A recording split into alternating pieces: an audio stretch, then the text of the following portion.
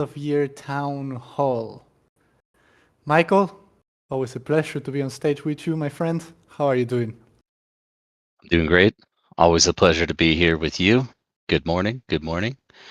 Uh, well, Santi, what a decade this year has been, man.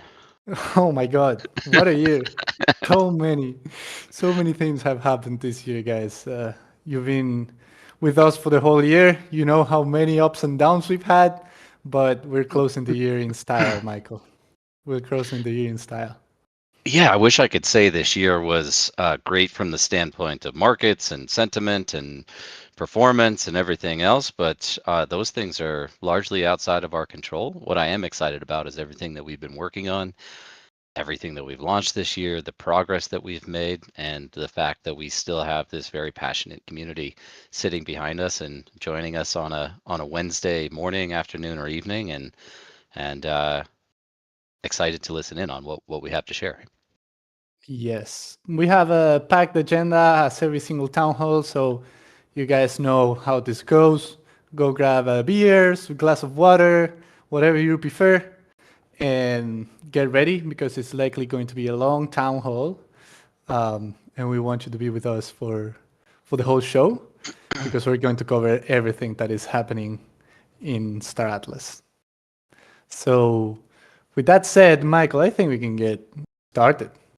We don't Yeah, waste like any you time. said, massive agenda today. I mean, a lot of updates across the entire product suite. I what we won't do is go into a recap. We've done that in years past. I actually just had that thought Yeah. this morning, Santi, but we're going to be focused on what is up and coming and status of all of the different apps and programs that we have.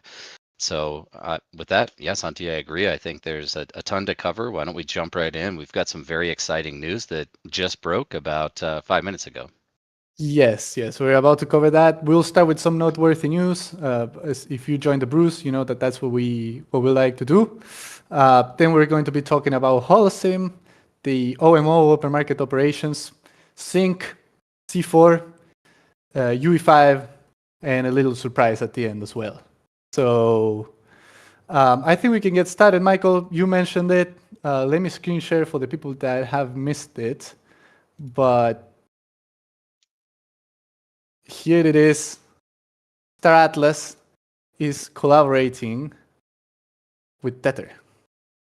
So now people probably know what was going on in that Switzerland trip, Michael. Everybody has been asking. Mm-hmm. Yep.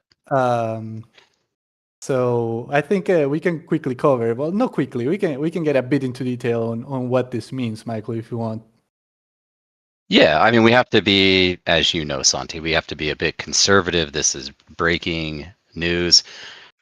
I want to hype it up a little bit. I mean, this has massive implications for the Starless ecosystem, but we can't share too much as of right now. But I want you to describe what's happening here. But I first just want to commend you, Santi. This is a relationship that you've been cultivating for about a year and a half now. So a long time in the works, a lot of conversations and I'll say negotiations back and forth for a while now, but everything kind of came to a head with Switzerland a couple months ago, and really Yeah. excited to see this thing progressing forward. Yeah, absolutely. And thank you, Michael. Yeah, it's my venture into BD. This is a relationship that, as Michael mentioned, we've been working on quietly, silently for almost 2 years now. And finally, with the Switzerland trip that we took with Michael, we managed to nail down a few things. We Mhm. cannot really share a lot on a few things, but we can share overall what this means. I think, first of all, this is us moving into a bigger and better ecosystem with more global volume and value. We'll cover what that entails. Michael, I don't know if you want to give the news of the first possible change that we're working on together with them. It's pretty self-explanatory, but Yeah, I mean this particular piece I think isn't massive. It doesn't really affect our ecosystem substantially, but part of the partnership is going to be transitioning the marketplace over to USDT from USDC. So we are moving to USDT as our exclusive stable on the marketplace. We'll be probably implementing that as we go into the new year and finalize some other details of the relationship. But um, part of our objective with this collaboration is to be able to uh, provide value to them by distributing USDT across more wallets, across more accounts, and in greater volumes. That's essentially their entire business model. So that's our core KPI for this entire relationship, is helping them to distribute uh, Tether to more people. Yeah. Yeah. What we can I'll say, pause there. Michael, is that this is first activation and part of a bigger plan that we're working with Tether as a whole. Cannot go into details on what can be coming next. We're in discussions with them, but it's a great first announcement, right? So Yeah. Uh, what I'm uncertain of is whether or not we can mention some of the sponsorship potential. I know we want to touch on that a little bit as we get deeper into the agenda here, but from their side, this is and their contribution, this is also going to help us distribute value across our economy. So both from a marketing, advertising, promotion standpoint, but also ways that we can introduce USDT stablecoin value into the Star Atlas economy. So again, have to be a bit conservative in what we share specifically here. But again, this is a really exciting development for our economy, and really what I think is for the future of the cyber nation, which is really core to our North Star, is building out a digital ecosystem, a digital universe, and a digital society that is accessible to people all over the world. And this is going to help us achieve that objective. yeah, again, it's a great relationship we've been cultivating. This is the first collaboration that we're doing with them, and yeah, it's this is massive for Star Atlas and also for Tether as well, because we can leverage our game, our potential, and also Tether's volume, the incredible tech that they have, and the network to help expand Star Atlas and also Tether's USDT expansion as well. So really looking forward to what we are working on with them. Cannot mention anything else, but shout out to the Tether team also for believing in the future of cyber nations and gaming. So Yeah. that's the big news. But again, Santi, congratulations and commendation to you. In terms of your debut into the business development world, this was a great starting point, and well done on bringing this over the finish line. Thank you, Michael. Thank you, Michael. It was a collaboration. Michael he played a huge role, and we did well Well, you together. brought in So the closer. You brought in the closer yeah, at the right time. But yeah, no, it's great. It has big implications for the future. So looking forward to what we can do with them. Yep. But yeah, that's the big news for today. You can go share that, post it everywhere, and go support the post that we just did with them. So some dollars in the chat. Dollars in the chat, guys. It's a big step forward for us. Go. Dollars for Tether as well for believing in gaming and the cyber nations.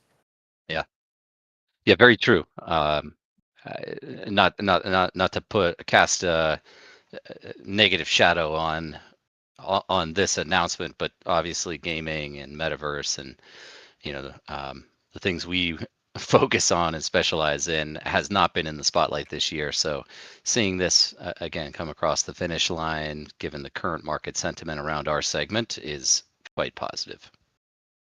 Yep, absolutely. And that's also because of the community and everyone involved. We've showed them the volume that we have, the committed community that we have, and everything that we're working on. And just with Sage and what's coming with C4 is just everything is super exciting. And the potential for stablecoins in our universe are limitless. So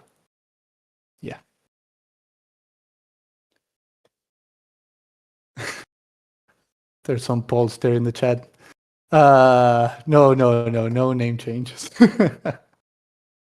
Okay. We can keep moving here, Michael, if you want. A few Yeah. more noteworthy news. So first, we want to cover that the Aries Blessing new month is starting. So as you know, you can earn codes throughout by participating in events in the Stratus community. So the new month for Iris Blessing is coming. I'm trying to find the asset. Now I just lost it.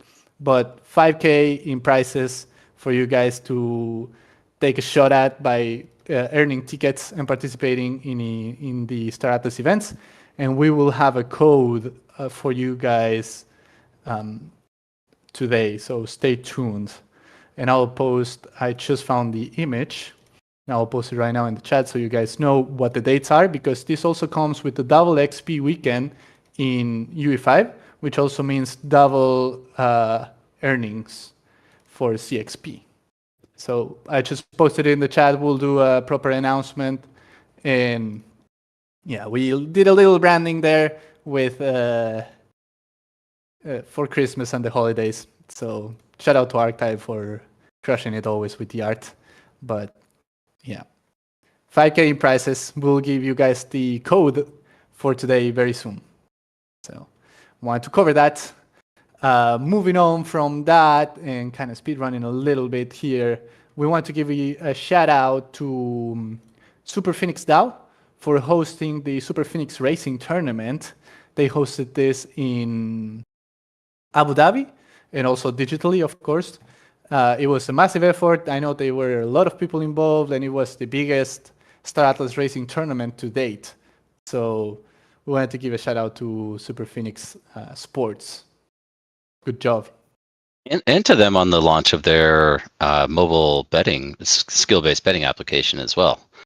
That's pretty cool. So I don't know if everybody knows what Nord has been working on with that betting application, but it is essentially an esports betting platform. So with the intention of fully integrating Star Atlas Racing into that so that people can bet on specific racers through various tournaments and other events and can pick their horse, so to speak, on who they think will win these races. And that's pretty cool. It's something that we've aspired to at some point to introduce skill-based betting across really Star Atlas, and that could be in the arena shooter, it could be racing, it could be dogfighting arena, it could be many different ways that we implement that, but it's really cool to see this innovation taking place externally via third party, and big kudos and congrats to them on the launch of that app and the tournament. Yeah, great job. Great job. So yeah, shout out to Super Phoenix Racing and Super Phoenix DAO, Nord and the whole team. Big community effort. So shout out to them. Also, the party that the guys hosted, that the community hosted, the Aries Bounty in Abu Dhabi also looked fun, Michael. Let me tell you that. I saw some people singing, dancing. I had major FOMO. Major Same. FOMO. I saw Same. This is Torin there dancing. Yeah. Major FOMO. Was his little dog there? Probably. We What met was him. a highlight of my of a Switzerland trip for me? Yeah. Little True. Pomeranian. No dog. Wow. Disappointed. That's incredible. They left Captain Floof. Okay. Moving on from that, Sync Origin is now live. You guys can start earning CXP in the new season. We're going to be covering more during this town hall. So, Yeah. We move fast to get that out at the end of the year. There's some other updates, specifically on the econ side, that Chris is going to be covering today that I think will help kind of explain the timing of everything, but excited to get Sync Origin out. I don't want to go on too far of a tangent here, but if I were just to comment on kind of hype surrounding it, I'm actually satisfied and happy with the level of hype that we have given current market environment. And I'm also more than happy to have this initial airdrop is almost more of an exclusive Star Atlas airdrop. You guys have been out there supporting us for 5 years now. This is one of the ways that we can give value back to you all. And, If it doesn't achieve our goals of bringing in thousands or tens of thousands of more unique users on this first one, we have a very long roadmap with a lot of promotional activity, with a number of additional airdrops, and so regardless, I'm really happy where Origins is at, and great work by the team. I'll give a shout out to Jim Carter here in particular. He's been grinding 24/7 to get this ready to go, and so big thanks to him for spending all the time and getting the launch out and having it go largely seamlessly. Yep. Shout out the gym and the team. They've been grinding hard for sure. We see the effort, and they are out there also. If you're in the Z.ink Discord, you will see Jim, you will see Chris. Like the team is really interacting with the community and taking the feedback in. So shout out to them. Doing I a great should job. mention, so you all know him as TT Donovan in Discord, and Sam Vanderwall. He's a new addition to our team, working on the Starcom side, which is pretty integral to the way that Z.ink works. And they were putting in the long hours as well. And if I missed any names, I apologize. But yeah, the whole team working hard to get Z.ink out in a very short turnaround time. Yep. Yeah. And okay, last but not least, we wanted to talk a little bit about the DAO. So first of all, I want to congratulate the new DAO council members. Mm-hmm. So it's Gisblade, Winston, and Morango joining Lancer and Emperor, who were re-elected. So congratulations to the winners. Great job during the campaign period, and I'm sure you guys are going to crush it. And also, yeah, so you wanted to add something there? Well, I was going to say congratulations and condolences, because now you're going to have to work with me as we move forward with Council 3, as Emperor and Lancer would tell you. But no, I think we'll make a lot of progress in this council, and excited to see what the DAO achieves going into 2026. Yep. Yep. And that's not all, because the DAO is moving and they have the DAOcasters. So DAOcasters is incoming, and you guys will be able to vote for 5 seats. There are 13 killer candidates that we have, and there are only 5 seats for paid community content creator positions. So that vote is coming up very soon, and you will be able to vote for your favorite DAOcasters to represent Star Atlas. So that's also very exciting. And not only that, but also Ares Bounty the Arena, that PIP was passed. So now if you go to the DAO announcements channel, there's the form where people can apply to host a UE5 tournament or UE5 game night and get budget from the Star Atlas DAO to increase participation, reward the community, and overall grow and maintain the Star Atlas ecosystem. So you can go check that out right now if you have a guild. I know that some Solana gaming fellas are out there, and any guild who wants to host, or community that wants to host a game night, the DAO will match 2-to-1 the prices that you guys put up. So get involved. It's a big opportunity for the community, and yeah, good job by the DAO Council and the DAO as a whole, the community, for passing that. So I feel like there's a corruption of our loading screen character. yeah, I saw that. Onizuka, dude. But yeah, I think with that we cover all the noteworthy news. Michael, did I miss anything before we keep moving here? No, that's a great starting point. I think we should probably just high level let people know what we're talking about today, just in the agenda. So I'll just run through it really quickly. We have some Holosim updates coming out. Chris is going to jump on to talk about a number of economic changes. We'll touch on Z.ink Origin. A brief note on C4. Obviously, that's a big topic. I'm sure there's a lot of questions out there. We'll just touch on it briefly. Some UE5 updates from Danny and Brad, and then a special announcement at the end. But yeah, still an action-packed agenda ahead of us. If you just missed also what we chatted about, we talked about the Tether announcement. We're not going to get into it again, but you can watch the recording later. And if you completely missed that, I just posted the X post that we did. If you want to go check that out. But so massive implications for the Stratus ecosystem on that. With that said, I think we are going to be getting into the Holosim part. So, John, welcome to the stage. Hello. Check. Check, check. How's it going, everybody? Going great. Going great. How are you? Good. I don't have my wingman with me today. Jose is he's Yeah. here in spirit. I see him in the chat, but I'm going to be covering all this by myself. So, Jose, yeah.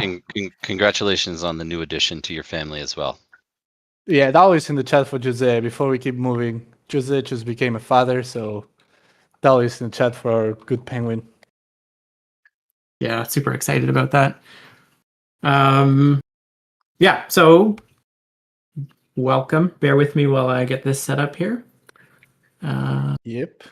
Share my screen. So, Let's do this. So, guys, the Holosim team has been cooking hard behind the scenes. As you know, we are approaching chapter 2.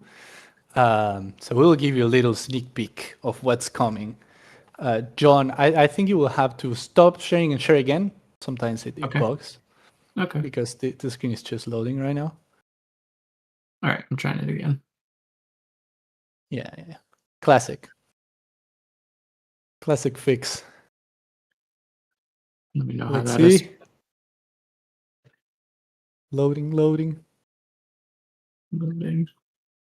Ooh. Still loading. Can anyone see? No, nobody can see. Do it again, John. Let me try Fast. again. Yeah, share a window. Make sure I get the right one.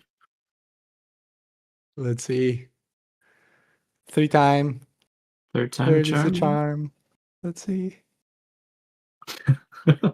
Star Atlas and Discord issues for sure. Yeah. Great duo. No, we can't see. That's very unfortunate. Really? Yeah. Hold on. Let's do this again. Time to pull Dominic up to tell some jokes. Mm-hmm. Let's try that. Different settings. Create a ticket with Discord. Yeah. Man. It's not loading, unfortunately. This all worked in the tech test, Santi. It did. We did a tech test literally before and everything worked. So, yeah. Stream failed to start, it says. Okay, I'm gonna leave the stage and come back. Give me a second. Yeah, well, if not, we just covered the news. And Yep, we send you guys the videos later. Classic, Michael. This is a classic. Everything works when you test it. When you're live, nothing works. That's what makes life exciting. Yeah. Xcode. Let's see. Please. How about now? I mean, I can see the No. screen, if that helps. It's not working. Fortunate. Do we have Michael Kane in the audience? Let's bring him up on stage and see if he can screen share. Yeah, give me a sec. I'll try my other monitor. Just one sec. I just gotta get. Yeah, if not, we just cover the news, and you guys will be able to see the videos later. Perfect image in the chat. Describe it verbally. Guys, close your eyes. This working? Close your eyes. We will be describing everything. Different screen? No, not working, John. Not working. Okay. Yeah, we can cover what's coming. Okay. It's probably Discord. Yeah. Classic Discord. Too many good things coming with Holosim, guys. All right, I'm gonna leave it up, and if it turns on, it turns on. If it doesn't, it doesn't. But I'm gonna give my let's do that here. All right. Let's do that. We can do Okay. screenshots also. Yeah, let me take a screenshot and drop that in. Yeah. Let's start with that. Let's start like that. Yeah, if you can, John, share those screenshots with Dom, and Dom, maybe you can hop up and just do a screen share. I can do that. I can do that. Yeah, I can do that too. Okay, I got it. Okay, so here is. Yeah, screenshots work. Let's see. John, I will need you to stop sharing the screen. Perfect. Let's see if my screen works now.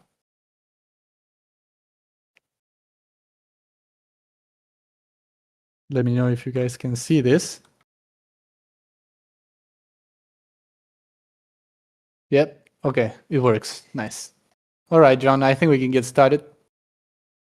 Okay, I'm just gonna send you a couple more, and then as I talk about them. So here's the battle log, and here is the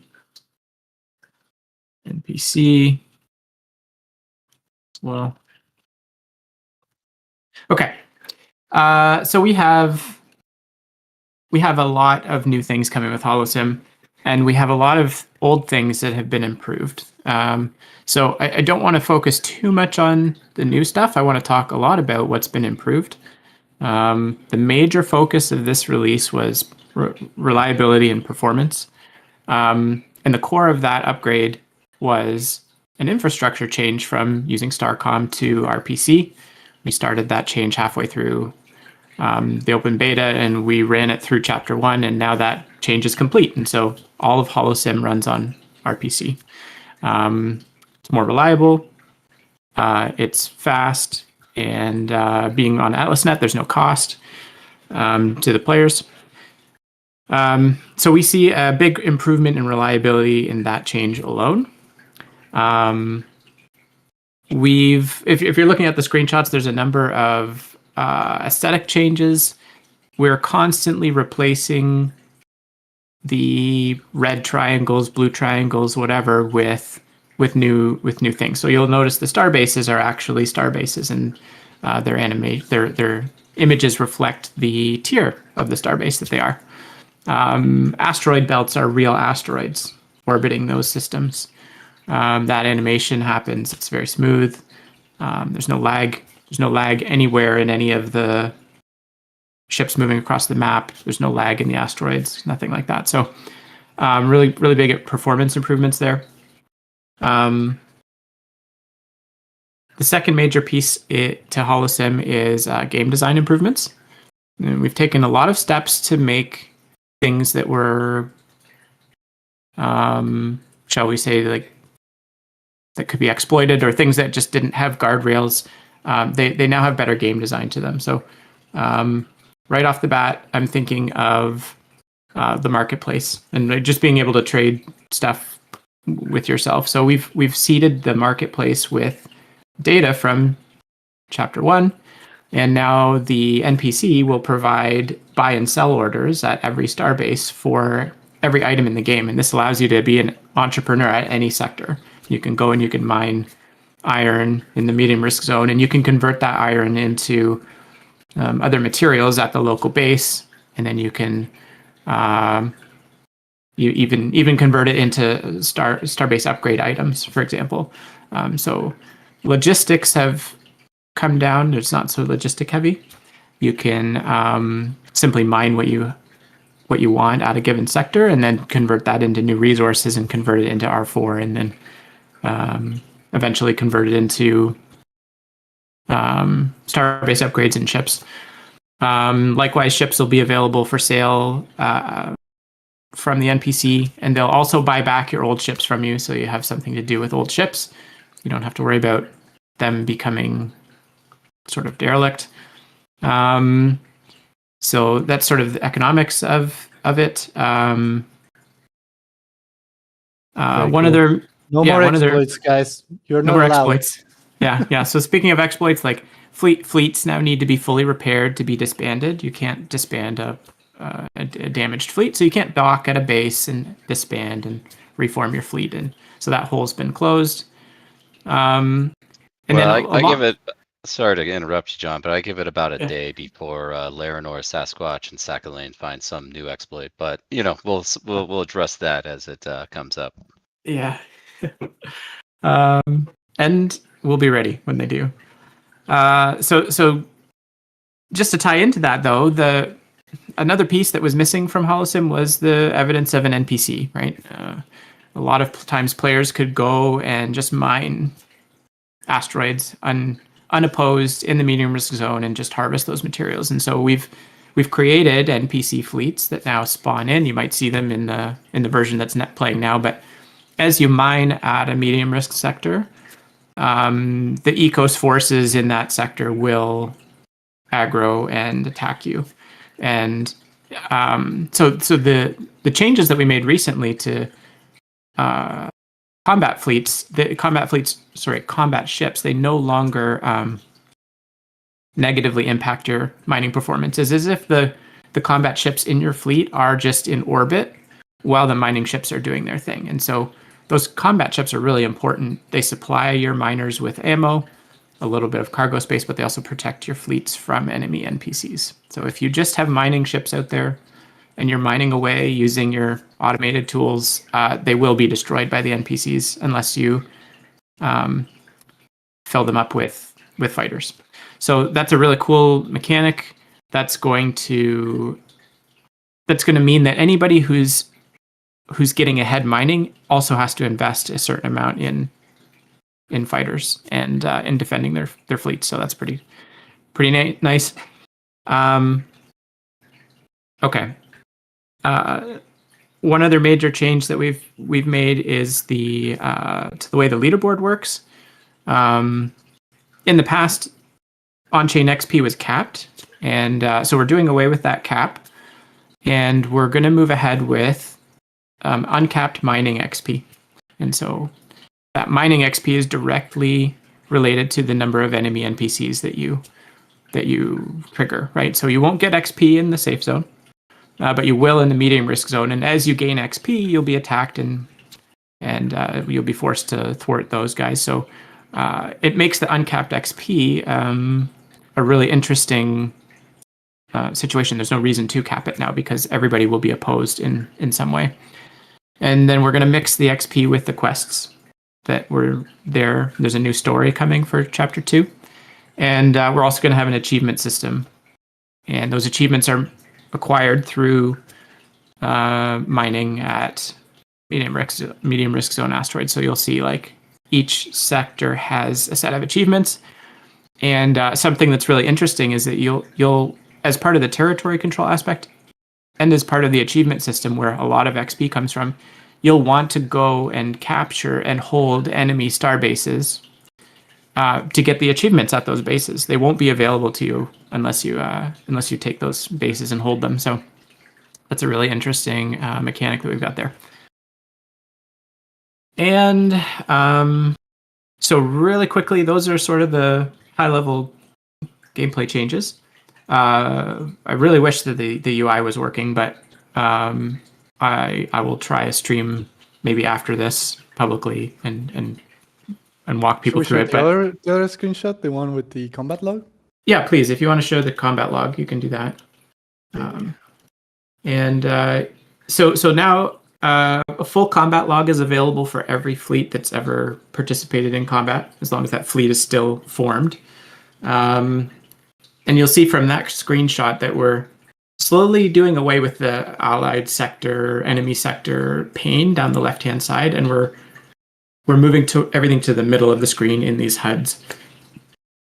Fleet actions are directly underneath the fleet view.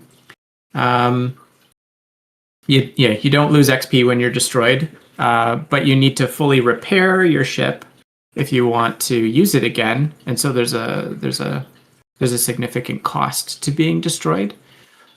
In that a lot of your fleet's durability comes from its hit points. And if you just respawn a fleet with no hit points, you'll be at a huge disadvantage to another fleet that doesn't. So there's a time and cost sink combat. For now, combat is not an XP gaining thing. Only mining right now, mining achievements and the quest system.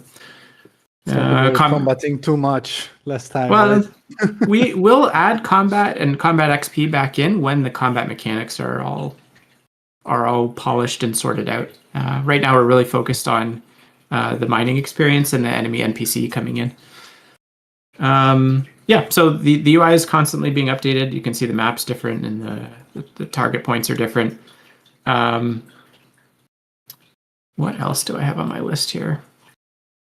I think we have one more screenshot. The last one you sent. Oh yeah. Okay. So part of this new AI is that you get notifications from Sage as points of interest are found or as actions are taken. So you'll get, if you want, you can turn this notification system way up and you can get notifications about everything. But a few things that I wanted to show were she'll tell you when your fleet is out of resources. She'll tell you when you're under attack, and she'll tell you what sector that's in. So we're ramping that up. We have a whole new content production pipeline established, and we can churn out these really realistic AI-generated portraits that speak to you about what your fleets are doing, what sectors they're in, if there's enemies nearby. And so the game will launch with a basic set of generic prompts, and then as we see what you guys like or what works the best, we'll add more content in that way. And you'll notice I don't have a screenshot of it here, but the new quest dialogue will also have dialogue between the characters. It won't just be one narrator's voice. You'll have talking heads and faces for all the characters that are sprinkled throughout the quest line. And you'll have a unique quest line for each faction. So it would be similar objectives, but you'll have unique characters giving you your quests and talking to you through that there. And so you can kind of get an idea of what Sage looks like there and what some of those notifications look like. Looking clean, very clean. Thank you. Yeah. I'll maybe after this I'll jump on a channel and open up a screen share. I'd really like to share some of the. Yeah, we can do Holosim part 2 on the brew lounge after the town hall. That sounds good. Sounds good. Yeah. Thanks for having me up, Santi. Yeah, thank you, John. Great job. Looking forward to it. Oh, great and job, we're planning on releasing this in January. So just casually snuck that in there. Yeah. Just casually. We already had a win in the chat. Yeah, very exciting. Very exciting. Oh, it's my fish tank. Galley merchants. Oh yeah, getting a lot of comments about the fish tank. I found it quite soothing, John. Not yeah, me too. Though, I'm really surprised you guys can hear that. They want the fish to die or something. Come on, guys. But yeah, thank you, John, for coming on stage, brother. And guys, you heard it. Anytime. Major fixes to the infra, new things coming also to the UI, combat logs, new mining mechanics, NPC fleets. So it's going to be very exciting. Chapter 2 is going to be huge. John, do we think the Guardian of the Galaxy will have to make a return? Absolutely not. Okay. It's unfortunate. Yeah. Yes, Chapter 2 kicking off in January, which is actually a thank you again, John, for joining. Actually a decent segue into our next segment, Santi. Yep. Thank you, John, again. Appreciate you coming on stage, brother. See you later. Yep. Thank you. And okay. Too bad we couldn't get the streaming to work, but we will pull together some videos and share those and kind of show people what's happening in real time. I think some really incredible improvements across the UI and UX. Jeff on the team, incredible job there. but the new mechanics, the new infrastructure, we're hoping for a much more stable and performant launch this time around. So for everyone that was there with us in chapter 1, we appreciate you struggling through some of the complications that we ran into, but it was still quite a fun season. I ranked 75th. Santi, where did you land? No, it's shameful. I'm not even going to share. Yeah, All right, you well, you had to play every day to just you did. rank like 75. It And I was did. daily. I did. In fact, I on meetings in the background, I was managing my fleets and taking calls. So that's the kind of Yeah. dedication you have to have, Santi. Yes. Arthur is saying basically you had to not work. I'll have you know I'm an expert multitasker. uh, yeah. But yeah, looking forward to chapter 2. I think it's going to be awesome. So yeah. I agree. Cool. Yeah. Well, so just a final point on that is part of this relationship with Tether is that we are looking at introducing them as the core sponsor of season 1, chapter 2. And so we'll be adding some USDT Tether rewards to the leaderboard prize pool this time around. So that's already quite exciting and really just an introductory step again of this relationship with Tether. Yep. Very cool. Very cool. Yeah. Okay. We can move on to the next topic, Michael, if you want. And we could talk a bit about Z.ink and the origin season.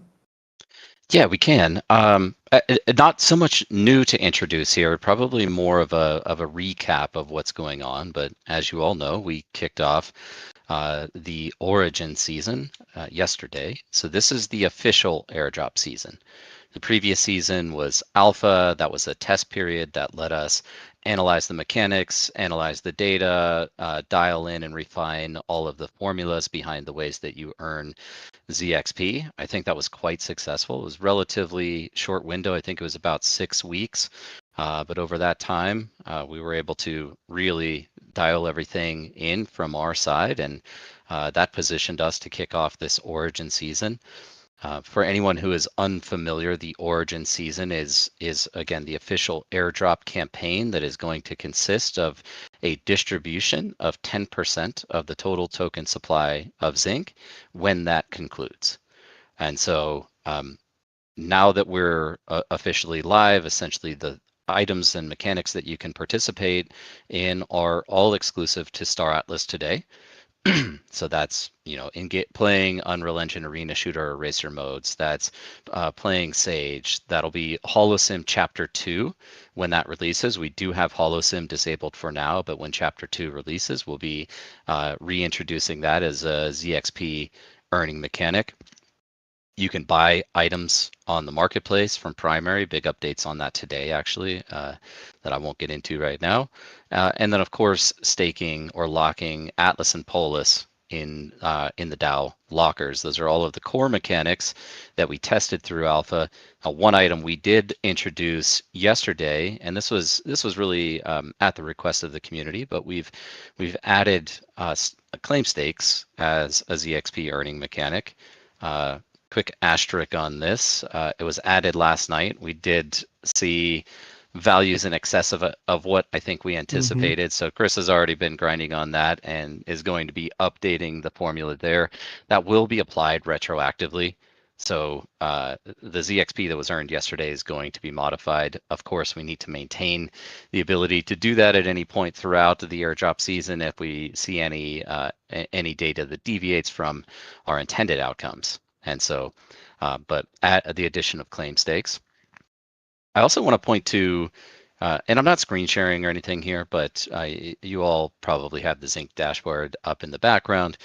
I do want to point to the multi-pass rewards. Now, I don't think we teased or talked too much about what this is during the alpha season, but this is something that we had scoped out since inception. The alpha pass is essentially a battle pass for Z.ink participation. Now, it only activates if you are a subscribing member. It can be alpha or apex subscription. But it's the introduction of an additional layer of value and rewards for anybody who is subscribing and is participating in the campaign. So you'll be getting a proportional share of the total Z.ink token airdrop, but as you progress through the multipass, which is a completely independent ranking system with a separate leveling curve, as you progress through that, you're going to be earning a variety of rewards.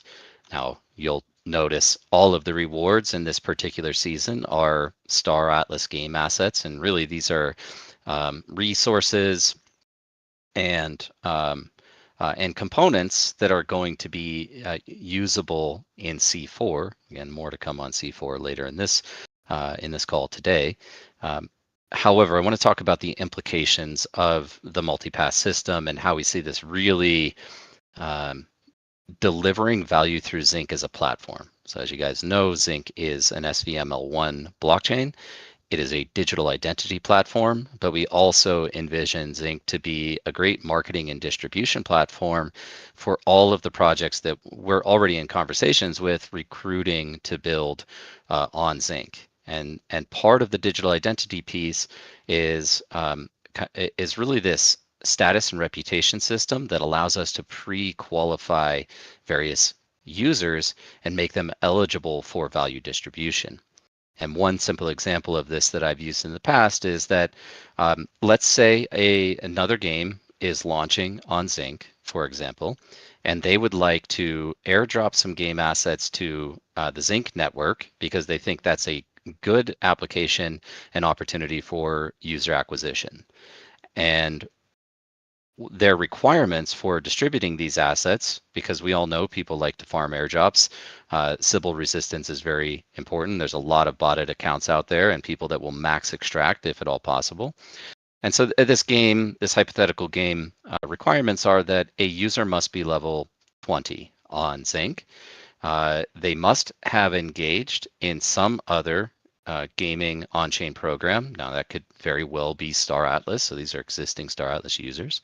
And when we get to it, this is still kind of a distant development goal, but when we get to the zero knowledge optional KYC piece, their requirement is that the user has completed that KYC. This is the core Sybil resistance and unique user identification layer of Z.ink itself. Well, if a Z profile meets all of those requirements, then they can get an airdrop of an asset. So going into the future, the plan is to include third-party projects launching on Z.ink into both various airdrop campaigns as well as into the multipass. And so while this multipass is exclusive to Star Atlas and will run the course of the Origin season campaign, we could envision a multipass that includes assets from multiple projects over any given time period. It could be every single month there's a new multipass. It will include those assets and value distribution out to those users.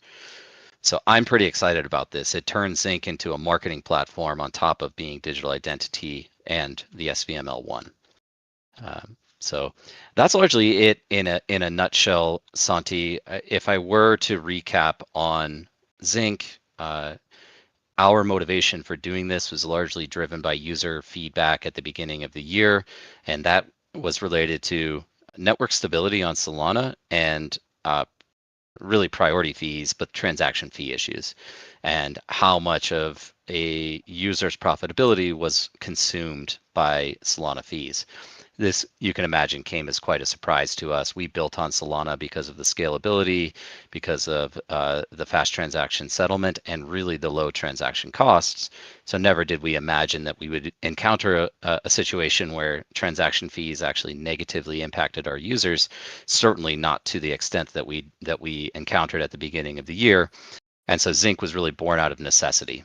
Now, we were in the advantageous position that we've been building this infrastructure out, what you all knew as AtlasNet, over the last couple of years. That was a dedicated private network that we used to test our own program deployments, but that became the foundation of the blockchain. And a player profile the primitive that is used in Sage today that allows seamless automated auto-approve transactions in game, so you can have a real-time gameplay experience without having to manually approve transactions. Well, that became the foundation of the digital identity piece, and that's been in development since 2022. And so it was the combination of those two elements and foundational programs that ultimately led us to the creation of Z.ink. So launching a blockchain is not easy. It's not necessarily a direction I ever wanted to take. We have enough work in front of us just building out the largest and most immersive digital universe in cybernation the world's ever seen. However, again, Z.ink was born out of necessity, and so here we are, and I'm really happy with the way that things have played out, and I think that there's a great opportunity for value distribution to the existing Star Atlas community, as well as a great opportunity to cast a wider net, if you will, and achieve wider distribution to the crypto community, crypto audience, new users, and a better experience overall. But Yep. I guess just two other items of note here, and I'll just wrap up on this section. But in terms of timing, I'm sure a lot of people are wondering when is this all launching, and naturally we're not going to provide any specific dates here. Again, we have a great foundation with all of the effort that's gone into the two primitives over the last couple of years. We are pushing hard for a mainnet network genesis event, and just to perhaps consolidate everything that is going to happen with network genesis, so that's the launch of mainnet. First of all, it would be the token generation event. There is a possibility of a token sale. I'm not committed to that just yet. We're going to continue to assess that as we go into the new year.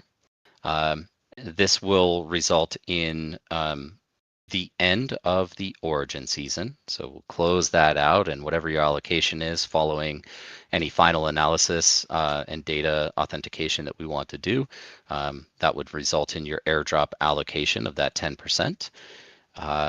It is, and this is the really critical piece here, but will be prior to the Genesis event, we will be kicking off C4 PTR. That's the playtest range. That's when we're going to be testing all of the mechanics of Sage C4 itself. But critically, when we go live with mainnet, C4 will be launching with it as well. So that will be the very first application running on Z.ink. It is going to bootstrap the network. And I've mentioned this in the past, but what is a strong competitive advantage for us with Z.ink is that we solve this cold start problem. We're not necessarily reliant on external parties to start building on the network before we have any activity. We're launching with Sage C4, which I think we'll see some significant multiple of current daily transactions, which is anywhere from, I think, 1.5 to 2.5 million transactions per day in Sage. We'll see an increase in that because of the C4 mechanics, and I think we could see a substantial increase in transaction volume with growth in the user base. So I think we have at least a 10x to 20x potential in daily active users when we launch C4, and that's coupled with additional daily transactions. So we might see an order of magnitude more transactions per day. Why am I mentioning all of this? Well, one of the methods you can use to derive the intrinsic value of any blockchain network is based on the actual activity on that network. And so if we're looking at 50, 60, 100 million transactions per day, that would put us right up there with Solana in terms of daily activity, and that's on our Genesis event. So really exciting opportunity and potential in front of us on C4. So those are the things that are all coming together with the mainnet launch. And then just two final points here. One, there were questions about a bridge. We will have a bridge. It is going to be a zero fee bridge, so that you won't have to pay any cost in assets to transfer between Z.ink and Solana. And this is a two-way bridge. You will have to pay the Solana transaction fees, naturally. One kind of piece of information that we've been holding back for a long time now, but I will reveal with you all today, and this really relates to Sage. and your assets on the map and the placement of those assets, we're not going to force you guys to transport all of your materials back to the CSS. What we will do when we're ready to migrate to C4 is automatically teleport all of your assets back to the CSS on your behalf. And from That's there, good news. it's really big news. I know a lot of people have been asking this for many, many months now, but so we're going to transport everything back to the CSS, yes, for free. Everything will be deposited there. And the transition and migration process from Sage on Solana to C4 on Z.ink should be as simple as a button click. Now, I don't want to overpromise here. We still need to sort all of this out, but should be as simple as essentially withdrawing from the Sage Game ID will transfer your assets to Z.ink and directly into C4. So it should be a much cleaner transition between game IDs and between blockchains. So so there's that. That's the big news. I'm just going to close with validators. A lot of people have been asking about how to become a validator. We did make the decision over the last couple of months that this is going to be a completely open and permissionless blockchain on day one. This is a deviation from our original plan, which was intended to be a permissioned network with pre-approved and pre-authorized validators. We're scrapping that. We're saying anybody can become a validator on day one. We will be hosting workshops going into the new year. So anybody who has an interest in being a validator, you can participate in those workshops and learn what you need to be able to become one. To me, the outside of helping us achieve decentralization in a kind of faster methodology, this is really solid for tokenomics. Because as you can imagine, as tokens are emitted and inflation is incurred in the ecosystem, if people are able to become validators, the way that they earn a proportional share of the total daily emissions and their capture of transaction fees is by holding stake or delegated stake. And so the intention here is that people will be buying Z.ink openly to stake and to earn their share of emissions. I think this is really a net positive for tokenomics and for stimulating demand. Yep. So yeah, Michael, I think you deserve a glass of water right now, as usual in the town halls. That was a great coverage of everything Z.ink related. Of course, if you guys still have questions or anything, we have the Z.ink Discord and also the Z.ink channel in here. But yeah, lots of news in there, and good news like the network being permissionless. You guys not needing to bridge all the assets over, like move everything to the CSS. So lots in there to unpack. I hope you guys had pen and paper. Yeah, and I'm just going to take a few questions on the fly. Seeing questions about hardware. To be honest with you guys, I'm not in a position to communicate what the hardware requirements are. This will be part of the workshop process, and people who are far more informed than I am from the engineering team will be informing you of all of those requirements and how to participate. So just give us a little time going into the new year. We're looking at hosting those workshops, and you can get all of the information you need to become a validator. Yep. People are still asking for news on the Switzerland thingy. We literally talked about that. But that's related to the code for today, which is Tether. So if you want to claim the Iris Blessing code, the code for today is Tether. And by claiming this code and by participating in the events, you guys have a chance to win prizes every single month. So just posting the image again in the chat in case anybody missed it. We have double XP weekend, and the next drawing is on January 9th. So go claim it right now on the SolarQuint bot. The code is Tether. And if you missed why the code is that, if you were late like our friend Ganfall, I'll post the announcement again just in case. But that is why. So the code for today is Tether. Go claim it right now with that said, we can move to the next topic, Michael. We still have easy 1 more hour here, guys. So be comfortable in your seats. Again, have your glasses of water, your beers, whatever you like to drink, because we still have 1 more hour at least in here. I want to be clear with that. Yeah, some of our biggest updates still coming. As we transition, I'll just say I wore this shirt in honor of our next guest. This is my econ shirt today. I find it funny. Chris is always very dressed up on our internal meetings as well. I love it. Okay, let's bring him on stage, the econ legend, Chris. Chris, the man, the legend. Oh, you're muted. You're muted. I'm just in a regular Star Atlas T-shirt today, no collared shirt, but I appreciate the being dressed up. Michael Wagner only owns like the one collared shirt, so he decided to wear it today, which is an honor. First of all, I got rugged. Second of all, that's true.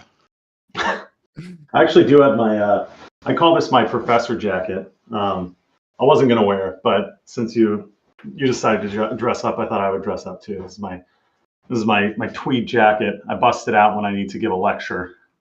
Okay. Chris just went from a 1 to an 11. That's right. All right. Yeah, Santi, it's a pleasure to be here. Super excited. Chris, always a pleasure to be with you on stage, my friend. I think we can jump on the topics. We are going to be talking about the econ changes that we've talked about in the econ forum at the beginning of what? I've lost track of time. It was this month, right, Chris? I mean, I think it was like what, 2, 3. Yeah, it was the beginning of this month, so it would have been about 2 weeks ago. Almost 2 weeks ago to the day, I think. 2 weeks ago. It felt like 1 year passed since then. So much going on. But we're going to be doing a little recap of what we talked about, and then sharing timelines and what's coming next with that. So, should I share my screen? Let's go for it. Yes. Okay. So just put together a little slideshow, basically a recap of the town hall. There are going to be some additional details in here, specifically around timelines. I'll start the conversation by just saying that some of the things we're talking about in this conversation have actually already happened. So if anybody has been on the Star Atlas website today, you'll notice that all of our outstanding Atlas and USDC sell orders for ships have been removed, and they've been replaced with several select ship sell orders at new prices and specific quantities. Now, the origination quantities, remember, those have not changed. Those remain the same, but the prices have now changed. So go hop around the website, see what you can find. That's the main thing that's happened thus far. We've also reduced the trading fees to 0 on secondary marketplace transactions. So trying to discourage that OTC trade and encourage people to just use the marketplace as much as possible. So those are things that have already happened. Let me interrupt you really quick. I want to announce that today, after the town hall, the buy, sell, trade channel is coming back to the Discord server. Well, we already made all the announcements, so my segment is done. No, I'm kidding. Yep. What was that, Michael? Buy sell trade is coming back temporarily for now. Temporarily for now. Yeah, we have to convince Michael Wagner that you guys can behave. That's the only thing. Behave. All right. So with those kind of exciting updates out of the way, let's just hop into a discussion about economy changes that are coming today, at the end of this year, and into next year. This is a discussion on how do we make the Star Atlas economy flourish in the future. We've all seen the relatively depressed macro environment for Web3 gaming over the past 12 months. And we want to try to adjust to that. We want to try to thrive in an environment where token prices are just constantly going down. We don't want to be beholden to this macro environment. So that's what this plan is all about. This is, again, if you were at the econ forum, this is going to be a truncated version of the previous one. So what is the plan? What is the econ plan for Star Atlas moving forward? we've given it kind of this code name, open market operations. And the reason we use that terminology is we really want to see Automata behave as a market participant, specifically with respect to buying and selling ships.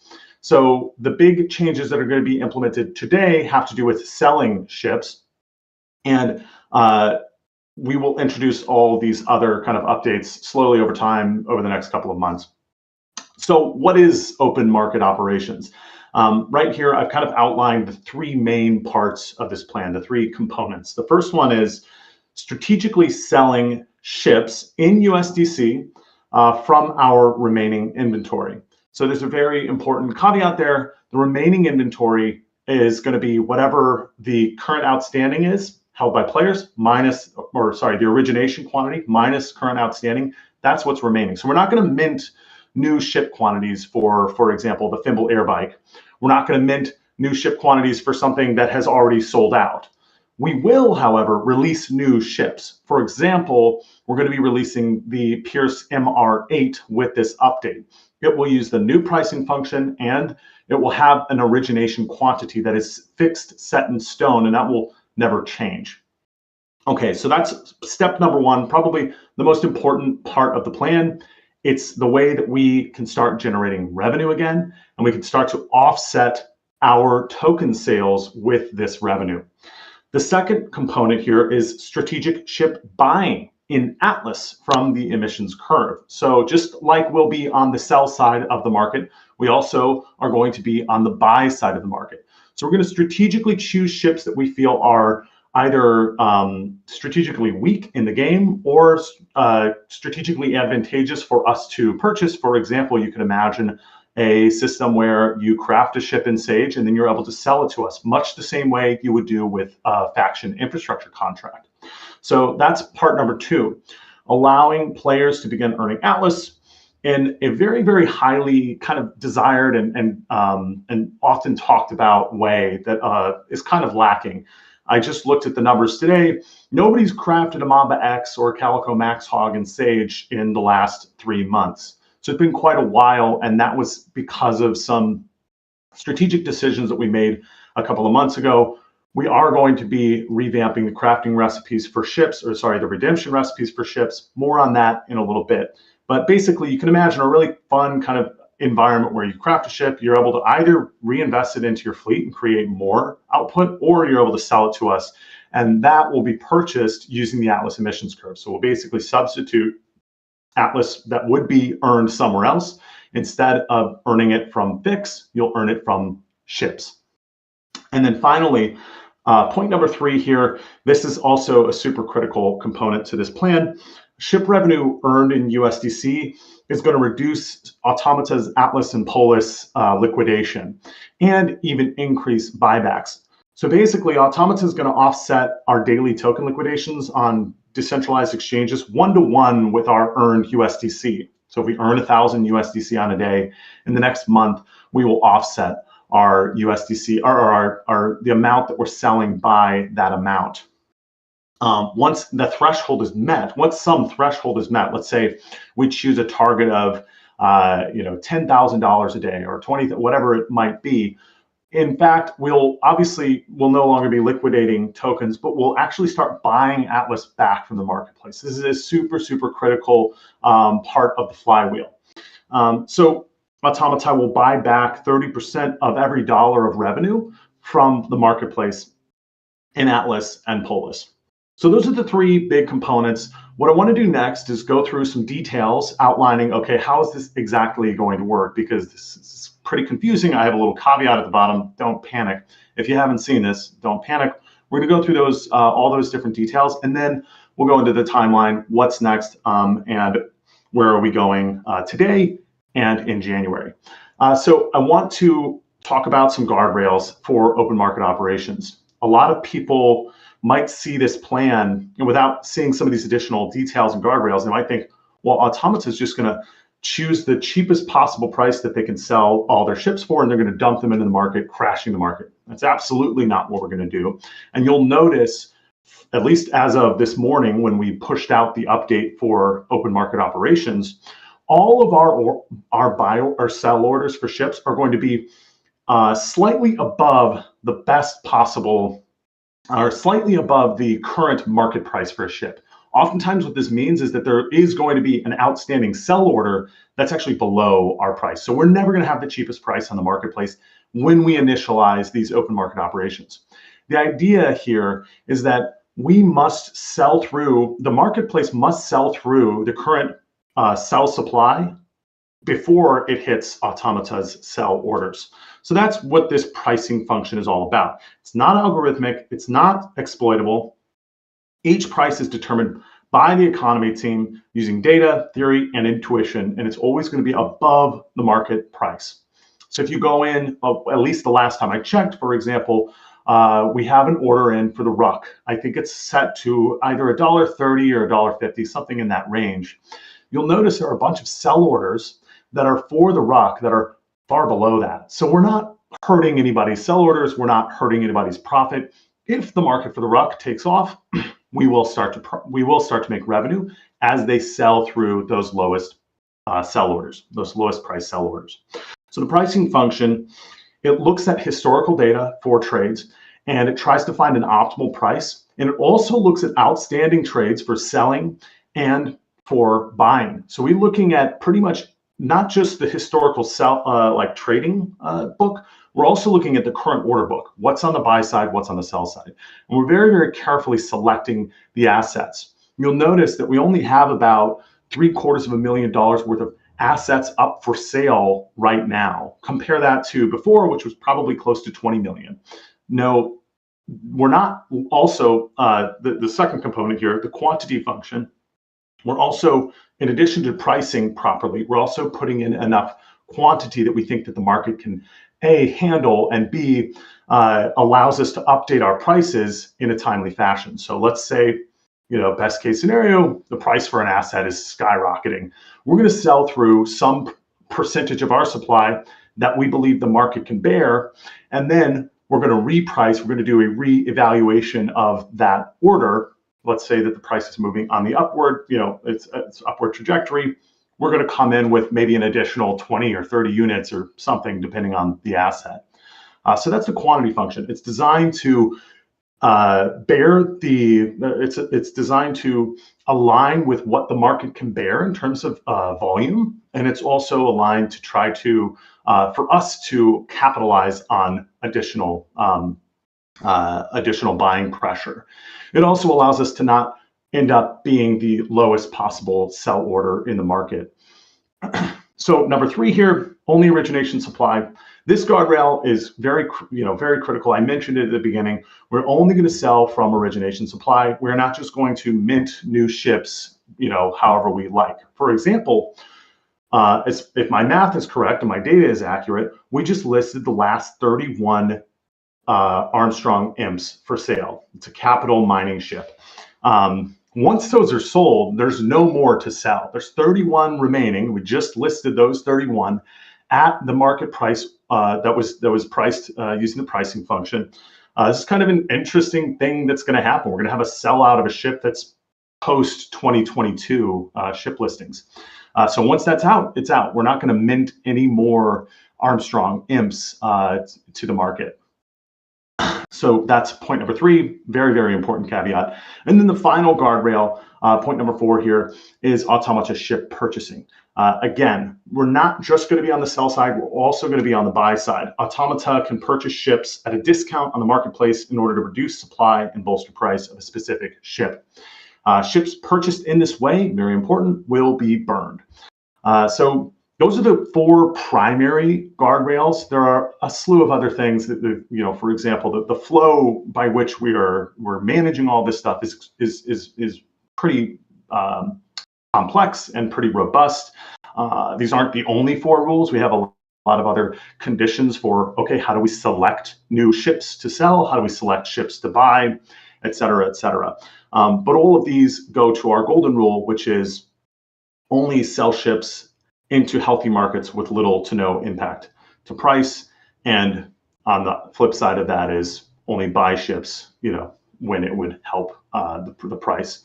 So those are the guardrails that are going to be kind of overseeing the open market operations. Again, we've already got a couple of assets listed for sale at new prices with new quantities. Origination quantities remain the same. Let's dive into the next section, which is the timeline. So as of today, we have already delisted and relisted automata sell orders. So this includes a relisting of a handful of unsold ships. I mentioned the Ruck, the Imp. There are several others that have been added as sell orders for limited quantities at a price that we determined as being slightly above the market price. So for many of these markets, we're not currently sitting at the bottom of the sell distribution. We're not currently the best sell order in the market. In fact, I don't think we're the best sell order for any of these except for maybe the tank ship. And the only reason we're the best order is because we're the only order for the tank ship. A lot of these markets didn't actually even have any sell orders, but they had a lot of buy orders. So it's kind of a cool caveat, or a kind of a cool side effect here, is that we're able to fill a market where there is no supply. We've also added a new tranche of claim stakes. This is for several reasons. The first one is C4 is going to require many, many more claim stakes than are currently outstanding. I do want to get I do want to formalize the origination quantities for claim stakes. We're currently relatively open about that, but we do want to supply enough claim stakes that the player base, as it grows, has enough claim stakes to be able to actually do something. When somebody comes into the Starless environment 5 years from now, we want them to be able to buy a claim stake for a reasonable, at a reasonable access point. So claim stakes have been listed for sale in very, very limited quantities, especially compared to the current outstanding number of claim stakes. More to follow in terms of origination quantities for that. And then MR8, this is a new Pierce model ship. This is a large ship. This one has not actually been listed yet. We're still working through the details in the background in terms of pricing, in terms of quantities, origination quantities, I should say, and in terms of Sage stats, because this will be usable in Sage. So there were a number of people who requested the MR8 as something that they could purchase. We'll see if they, hold true to that desire. But we are going to list that ship as a new ship using the new pricing function. So this will not list at a typical origination price for a large ship.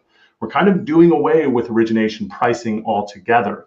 In fact, the website, hopefully in January, will see a couple of new features. Namely, it will list the current origination quantity and the number that are outstanding. That is, okay, how many of these have been sold and how many could possibly ever be sold? So you know kind of the supply of the asset you're purchasing. But then also we want to give a power level of some sort. The origination price currently acts as a power level in a way because it tells you kind of how valuable the asset is relative to other assets. We want to come up with a new metric that's more agnostic to price, that doesn't have to do with a dollar value. So that's point number one. We've already performed this action with the caveat that we still have yet to list the MR8 for sale. We want to finalize some of the details before we do that. Number two, this is starting today. We are already going to be offsetting our token selling with earned revenue. I mentioned this in the quarterly or in the econ forum, but we are going to do this in a retroactive way such that we use previous month's revenue from open market operations in order to determine the amount per day that we're going to offset our token sales. So for example, if we made, let's say, $1 million in the previous month from open market operations, we divide that number by 30, and that's the amount that we offset our token sales by. And then anything above that, 30% of it is used to purchase tokens on a daily basis. Very, very powerful mechanism. Point number three, this has also already happened. The marketplace fees have been reduced to 0% for 60 days, a trial period, a short period. This is kind of similar to the buy-sell trade channel, relatively temporary action there. And point number four, this is going to happen today, assuming that I get to it before my brain explodes. But we are also revamping the Calico Max Hog and the Thimble Mamba X recipes. In addition, we're introducing a new recipe for the Thimble Bios Butch. We plan on adding new redemption recipes in the new year, but for now, this is kind of our start. you will notice a dramatic decrease in the number of materials required to craft the Mamba X and the Calico Max Hog. The Fimblebios Butch is a very limited supply asset. There's not a lot of trade data for it, so that recipe, and excuse me, I may be losing my voice here. That recipe is probably going to be, it might seem a little bit higher. Still kind of figuring out the details there, but we plan on having three revamped, exciting recipes that you can start to craft in reasonable amounts of time for a reasonable kind of gameplay investment, so to speak. And indeed, we are planning on these types of ships being the ones that we may purchase with Atlas from the Atlas emissions curve. So that's super exciting. Those are the changes that are happening today. And then I know since we've got limited time, I'm going to try and run through the rest of this. In the new year, I only have 3 points here. There's a lot of other stuff that will happen, but the main thing is we're going to be introducing additional ship redemption recipes, as I just mentioned. And then we're also going to start that Atlas purchasing for specific ships. Okay, those are the 2 big things happening in the new year in the economy. I have here MR8 Starbase stats. That's, like I said, in case I expire, my brain, completely puts on me before the end of this week. But I think we'll probably be able to get those Starbase stats for MR8 into the game, hopefully before the end of the day, so we can get that ship listed for you guys. But that is it in terms of the timeline. Lots of exciting stuff happening. One final note that I want to add is the quarterly report is going to go out this Friday. We are releasing it a little bit early. The team is going on a break, so we figured might as well release the report. It's all ready to go, or we'll release it this Friday before people are on vacation. Perfect. That was a speed run, Chris. You did I great. know. We got to save time for all the cool visuals from UE5 later. Yep. John Carlos is saying, let the man have a life. Yeah. Chris was drafting all this while at the same time working on the econ report. So there you have it. The report was it's hopefully you guys enjoy it. It'll be a little bit different than what we've had in the past because different researcher, even different data, different programming language. So it should be kind of cool. I'm excited. We've gotten good feedback on it so far internally. Chris is lucky we let him open the blinds on his window, let alone have a life. The sun goes down at 4:20 before my workday even finishes. Santi, you teased this. Chris, I didn't hear you if you mentioned it, but quarterly state of the economy report also coming out. Yep. Yep. Yeah, quarterly report should be released Friday. Exciting stuff. So I just want to say I was probably the largest dissident on this concept initially. We had a few other ideas that we were tossing around in terms of how we could achieve a structural repricing of game assets through a number of conversations, debates, internal discussion. We landed on this open market operation concept, and I have to say I'm really, I think what you achieved is really promising. The combination of not only becoming a secondary market participant, enabling us to generate revenue, that's incredibly valuable for us as a studio.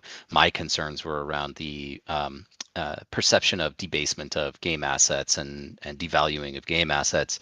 But I think the ability to couple this with Atlas emissions through open market operation purchases, so a new earning mechanism, the ship redemption recipes, so people are able to craft ships and maybe go sell those directly on the marketplace and earn Atlas from that. That's an entirely new game loop, by the way. Like through this economic change, we're actually able to implement a game loop. Probably the most powerful and promising part of this, though, is the direct offset of token sales. I know this is a controversial topic. I have a pretty hardline stance on this. It's one of the core subsidizing cash flow mechanisms that we have as a studio. Us generating some form of cash flow or revenue is essential for us to continue building. So many of you know we've been selling tokens, but I really think that's the most powerful piece here. We can start to offset token sales with SHIP revenue as a secondary market participant, and taking that a step further and even going out and doing open market purchases of Atlas and Polis with a portion of some of the revenue generated. That's an extremely promising and powerful flywheel that we can create. I've said this a few times. We've talked about this. I mean, one of the quote unquote easiest things we could do to make Star Atlas successful is simply increase the exchange rate of Atlas. If Atlas was 100x the price or 10x the price, that translates directly into higher yield on all of the game assets that you own. Higher yield on the game assets that you own translates into higher intrinsic value of that capital asset that you've purchased.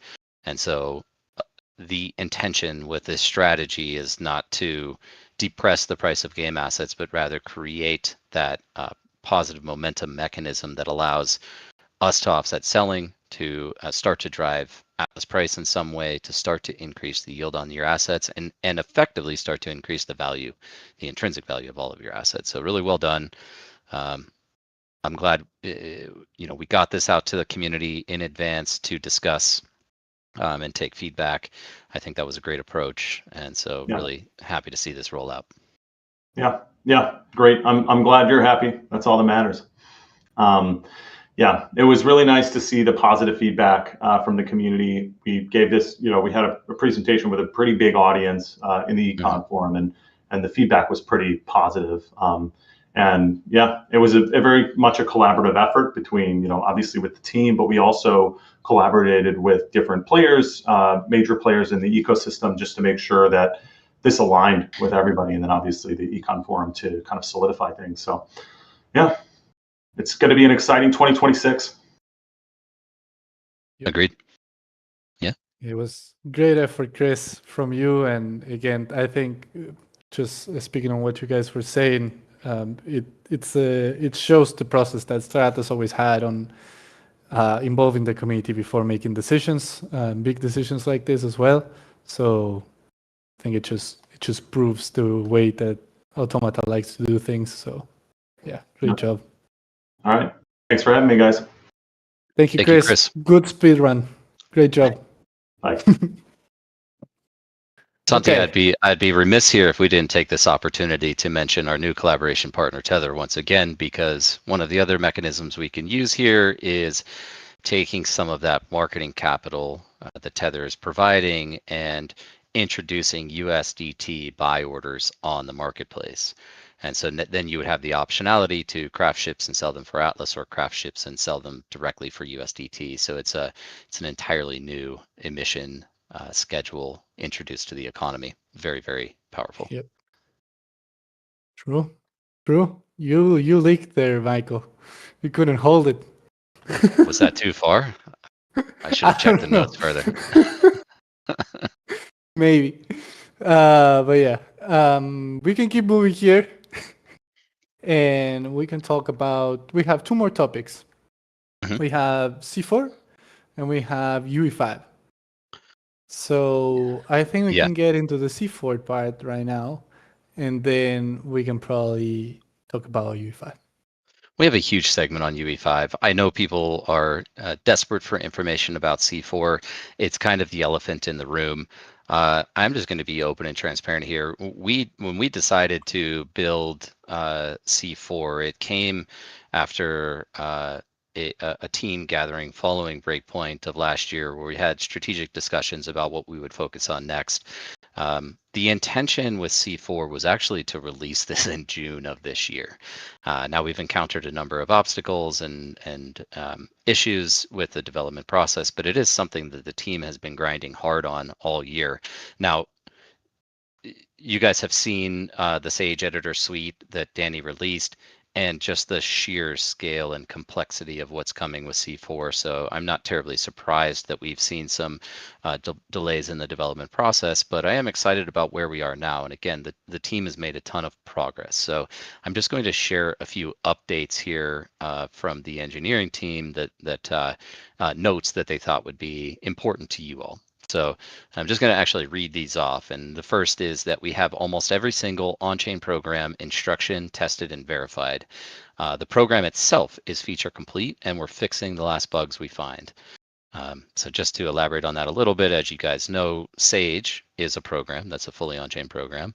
And then within that, there are various mechanics that you can engage in. And so the Sage C4 program that you would leverage the port of entry to deposit your assets into, that is essentially feature complete, and we're testing the final bugs. More on the infra side, this is more for us than for you, but the configuration to deploy the program and all of its data to initialize the on-chain game is also near completion, just fixing up some final details. So what that means is we're essentially positioned on infrastructure to deploy this program.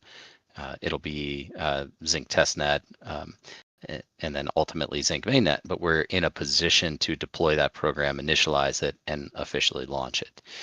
The new version of Starcom is a near completion as well. Hopefully, this resolves a lot of the kind of data visualization issues that we encounter in Sage today. So hopefully this is a much more seamless experience where everything updates in real time and you're not waiting for some value to update or some process to finish, or looking for someone to quote unquote kick Starcom for us to update the data on the front end. But excited about this new version of Starcom, which does fully integrate Starframe, which is the kind of program library that our team has developed, and we did announce earlier in the year, and we open sourced that. And some of the elements I might point out, we've actually been chatting with the Solana Foundation about this. Some of the pieces of Starframe, Solana Foundation is looking at integrating fully into Anchor V2. So perhaps not the full direction we would have liked to have seen, because we think Starframe could effectively be Anchor V2, but they are pulling inspiration from what we've built and integrating that into the new development process on Solana. And then, so just to kind of conclude here, the main pieces remaining, and this is not a small lift, but the final pieces that we're really working on are front end UI. And so I don't know what the timing of that specifically is, but essentially infrastructure's ready, program's ready, everything's working. Starcom is updated. And so as soon as we get the new UI elements developed out for Sage C4, we'll be in a position to launch this in PTR. And so again, that's the test period. That could be very quick depending on the feedback that we get and the functionality of everything, or it could take an extended period of time. But I'm not going to commit to a date as usual, but I will say we're aggressively moving towards a PTR launch.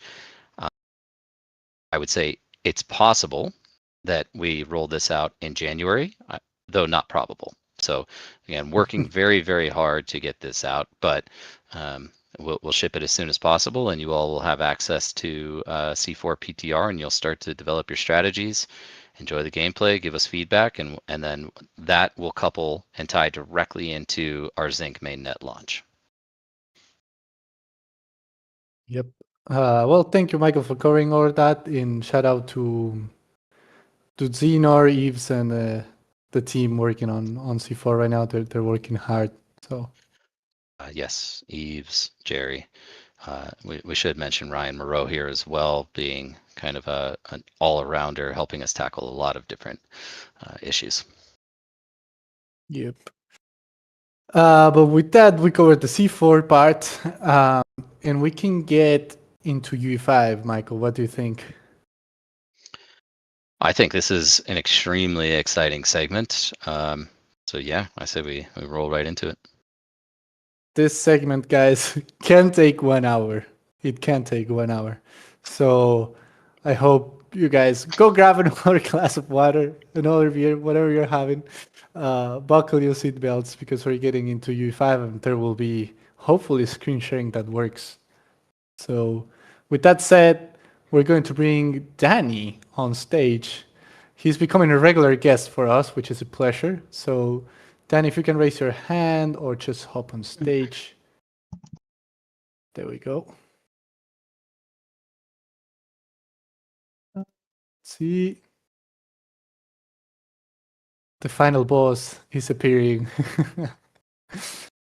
Danny, I sent you the invite to join the stage. Need to confirm from the top, I think. We'll also have Brad on stage, not to spoil, but this segment is going to take some time. Danny, you have the invite, so you should be able to hop on stage.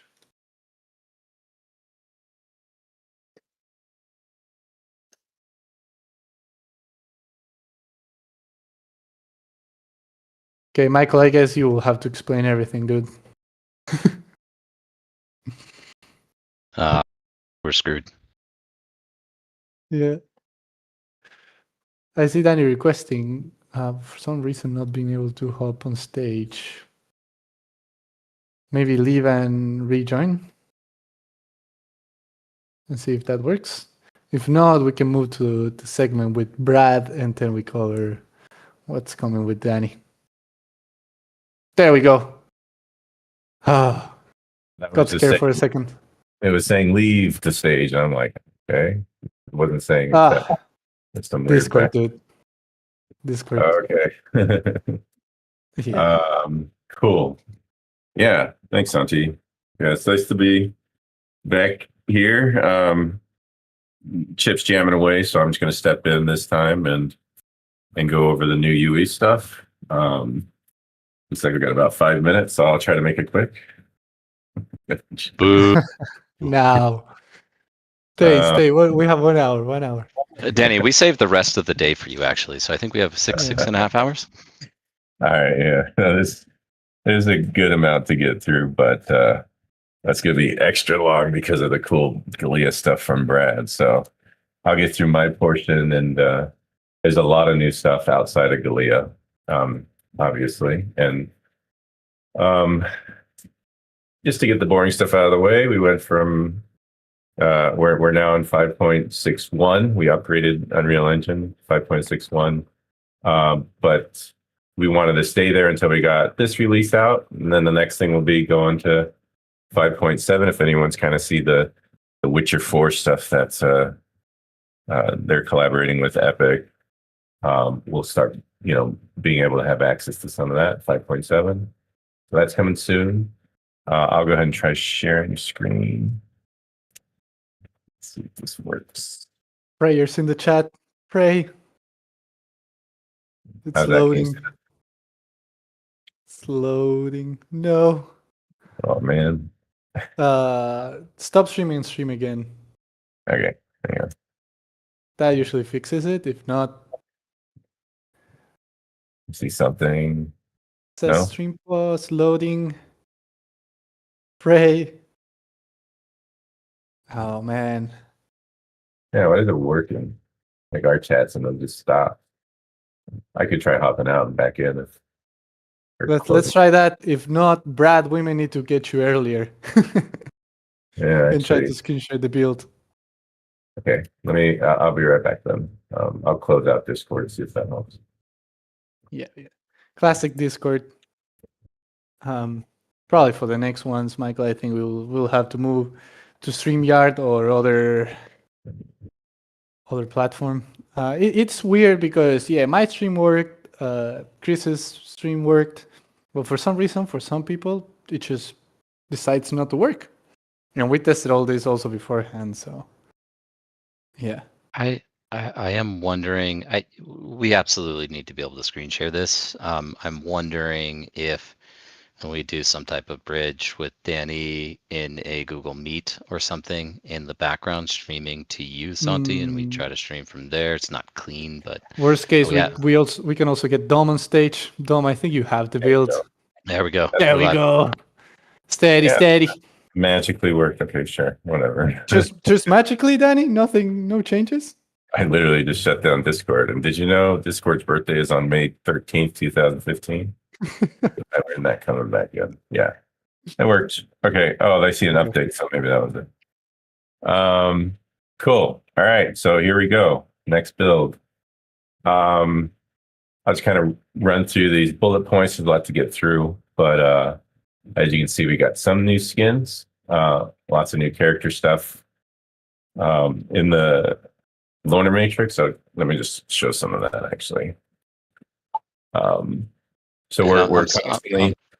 I'm sorry to interrupt, Danny, and I don't want to break anything. The stream quality is coming through low for me. That might just be my side, but I'm It's not sure. How does it 1440, look? 30 FPS on my end. It's great. Okay, looks like it's just me. Carry on. Okay, cool.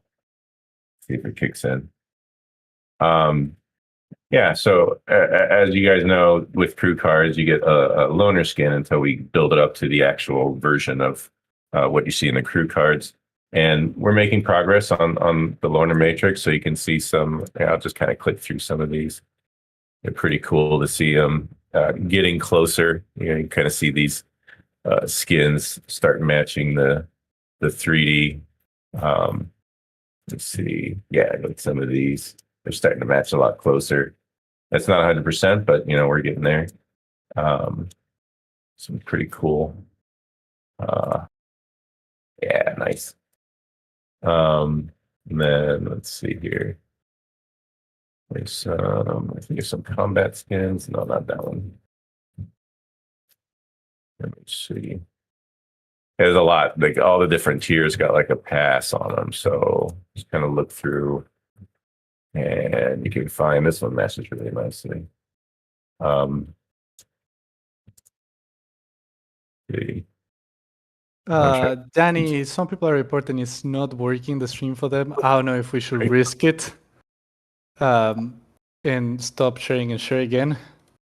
Okay, let me try 1080p. How about that? Yeah, let's see.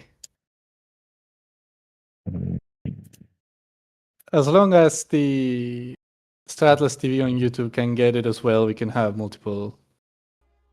You guys can also watch it on YouTube. Okay, I see it. I see it. All right. Maybe that helps. All right, cool.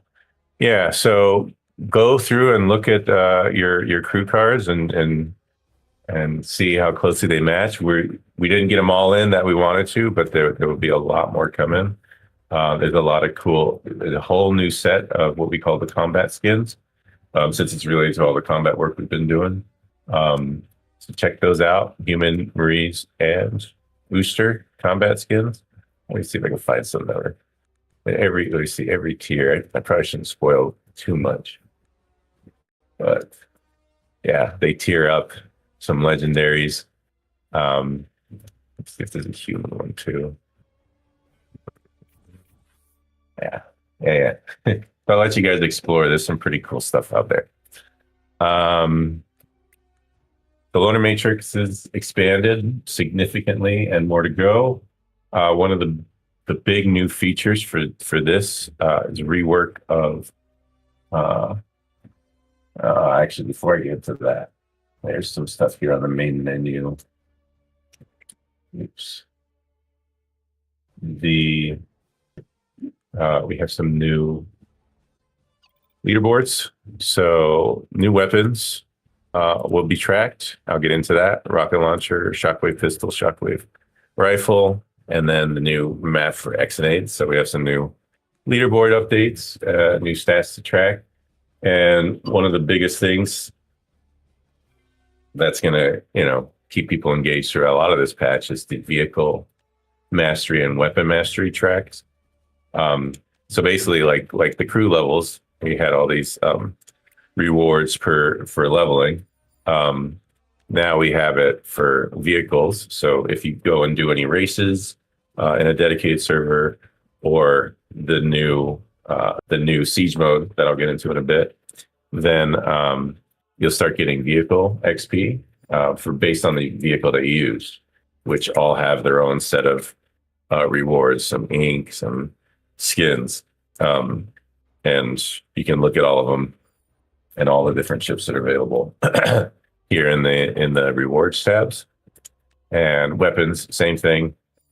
As you use weapons, then you're getting upgraded with skins and some cool skins and some ink.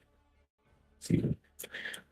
Cool. So People are loving this, Danny. I don't know if you can read the chat, but I can't. It's on a different screen. It's like super tiny. I'll check they're loving it. I'll check the logs when we come back. Yeah, these are great. We wanted to get it to the point where it actually drops into your wallet and it's on chain, but weren't able to make it for scope cutoff, and we're still working towards that. So you might be able to backfill anyway. Cool. Yeah. So these are really fun and they look really good. So if I can't apply them right now, my account's kind of like got reset. Everyone's at like 0 for vehicle and weapon mastery. But you see, go and earn some skins, put them on your ships. They show up in the games. Looks awesome. Now, maybe one of the biggest features here is the matchmaking. So totally reworked play menu here. We have a whole new category, kind of like, or split them out as like gunplay and ship play. And so what you'll want to do is you'll hop in, and it says preferred map because you may not always get that, but it'll try to match you in like Kazil's Arena, for example. And then you can kind of start it. Yeah, I'll just kind of quickly start it. And then it'll just go and it'll prompt you if you want to join when it finds the match. If there's no match, it'll create a server, and then you'll be the one who gets matched with other people. There's also like it also looks at regional preferences and stuff too. Let's see. Yes, and on ship play. No. Oh no. It's switched. Now we have to see the skills. Yeah, now you have to play around, dude. That's just how it goes. Are there people that I think it's just a dead build, so I don't think there's going to be anyone in here. But maybe this is an opportunity to show the new weapons. Let's see what kind of game mode it is. Okay, Surge. So yeah, Paizo still looks great, obviously. New skins. Oh, that was another thing interesting about Surge and team modes is your skins are your skins now. You're not forced into like one of the 3 Surge characters. So yeah, you'll come in as yourself, whatever you choose. And since I'm here, let's look at these new weapons. So let me look at the rocket launcher first. Whoops. Oh, nice, awesome new rocket launcher. Nothing to shoot at, but I'm out of weapon or ammo. Actually, I think I could. Can I use the codes here? No, this is like. Right. Yeah, rocket launcher is awesome. It's beastly. I mean, it's. Oh, here we go. Hacker is in here. Sorry, buddy. Oh, awesome skin. Look at that. Okay, cool. So that's the rocket launcher. Have fun with that. We got a new. Did you have the new rocket launcher game one here? I'm not sure. I gotta check that. And I'm gonna show some other things with the configurator before we got. But anyway, and just stay right there. Let me pull out the shockwave. Sorry. Okay, so we got the shockwave pistol now. So goal with the shockwave pistol was a larger projectile. It's a little slower moving, but you know, with the way movement is, and like being able to jetpack and evade so easily and move around like you're trying to hit like a single pixel, like flying around. A lot of the times people were saying, "Hey, this movement's a little OP. We're gonna have to nerf it." And my approach was like, no, let's not nerf it. Let's make a proper counter. So we get to have the fun of the movement plus the risk of the counter. So that's where the shockwave projectile comes in. And so it's a chargeable weapon. So it moves faster, and I think it gets bigger the longer you hold it. And then you can blast them. And so it's like easier to knock them out. And awesome effects. Let's see if I get a nice angle with the effects. sometimes the lighting's not right. Yeah, you get this nice, cool little. Yeah. So that's a fun one. And then the rifle is just like a stronger, faster version of it, as you see. Use it rapid fire or charge it up and some nice satisfying thunk. Thanks, man. Thanks for standing it. Cool. Yeah. So these are the new awesome weapons. Have fun with those. There's some new. Let me see if I can get. I don't know what bubby I have attached. These bubby effects that based on what you have equipped. That's too quick. Anyway, yeah, some new bubby effects. Go check those out too. Can you shoot me, Heckler? See if you can. Yeah. Yeah, you go ahead and just unload on me. You can. All right. All right, yeah, cool. All right. So next up. Oh, that was something I didn't equip before we got in here. Let me see. No, I have it. So there's new consumables. I'm gonna hop back out. Turn the main menu. So if you go into your character and then set your loadout, there's some new consumable options, which make choices here a little more strategic. So here we go. You got this health consumable and a shield consumable, and you can replace it with your grenade and swap it. You push Y to swap in game, and then hold E to activate it instead of easily throwing it like a grenade. And then it'll boost your full health or full shields. So it's just another cool little strategic or tactical thing that you can do in the game as part of your loadout.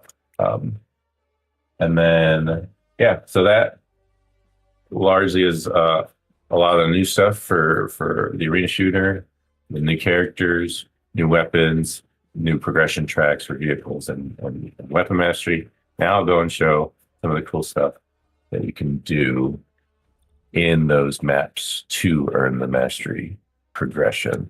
So first, show quickly, this is a new blockout level finisher. It's not going to look pretty yet, but you can kind of get a feeling of how it plays and provide some feedback. So just kind of quickly run through this. It's takes place in an underground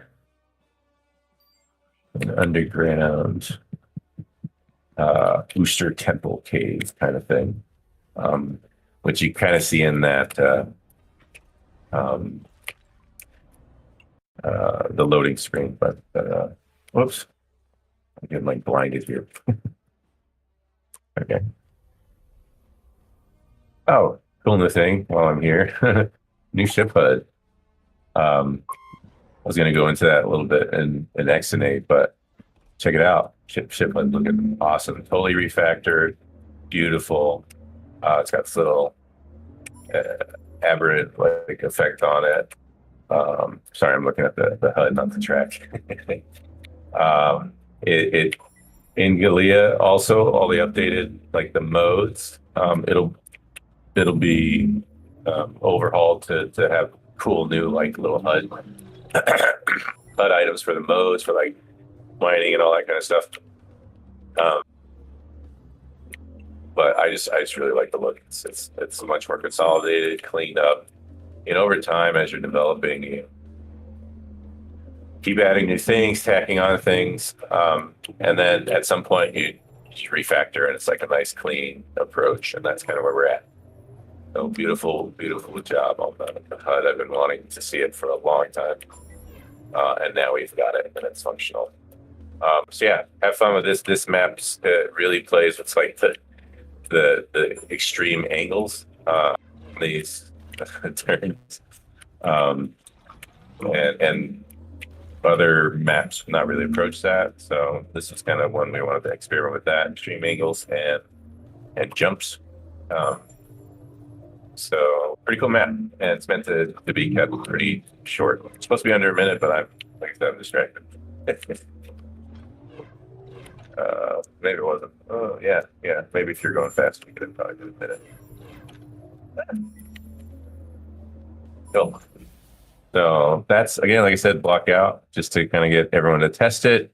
It would be the next racetrack that we would use. And another point of the racetracks is to build out an art asset library for a specific wider environment that we want to build.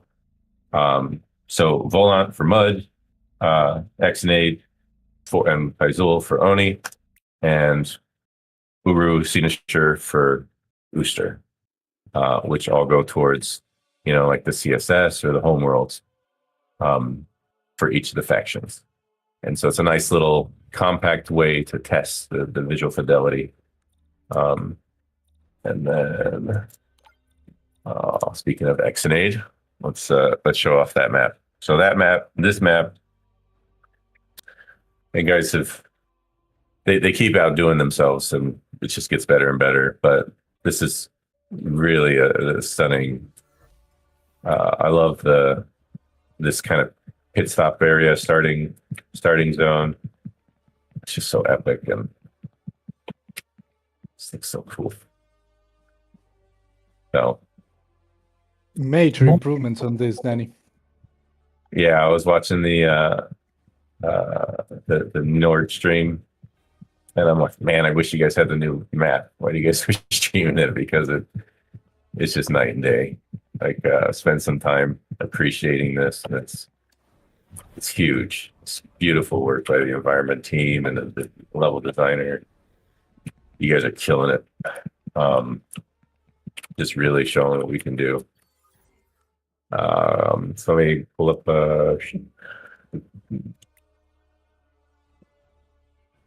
this looks awesome.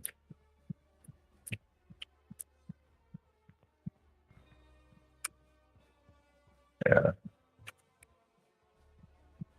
Let me just take it for a spin. Cool mid HUD. Like that.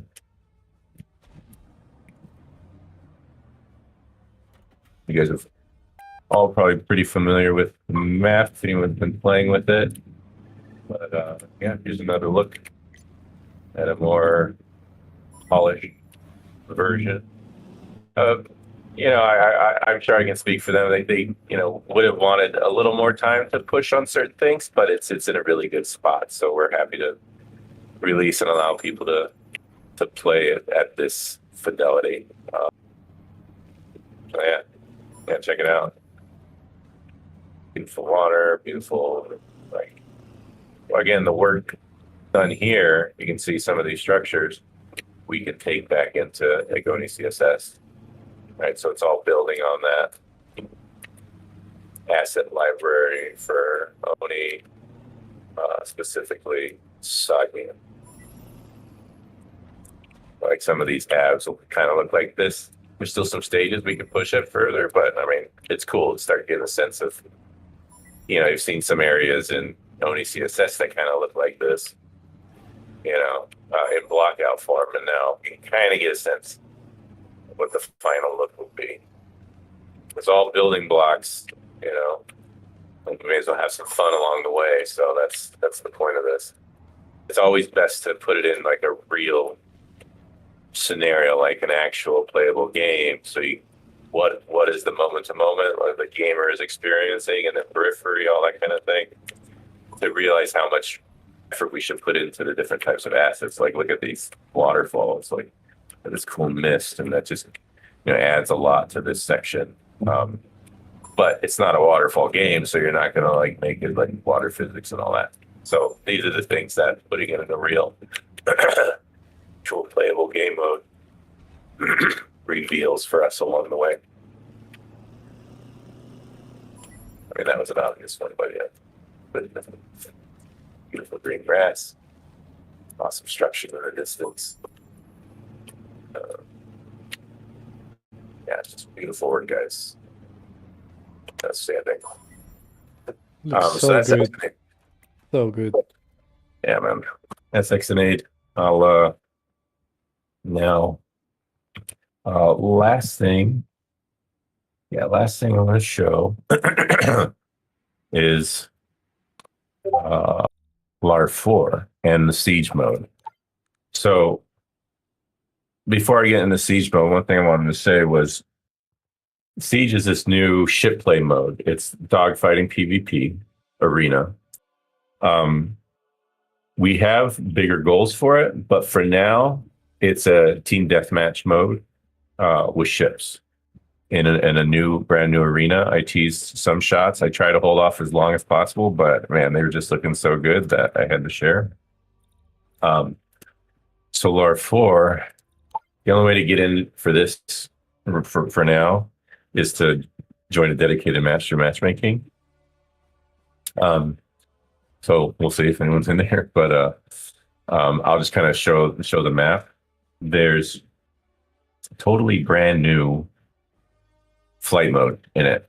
It's tuned for this kind of close quarters arenas. Yes, and it's a little bit more arcadey, but it's still really fun, and you'll see. And it's anyone who's followed Star Citizen know that their flight model has changed and pushed and pulled in different directions over time. I just see my position that I was in before. Okay.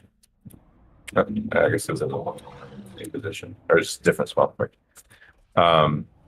So yeah, awesome. Want to hear some feedback on the new flight model, and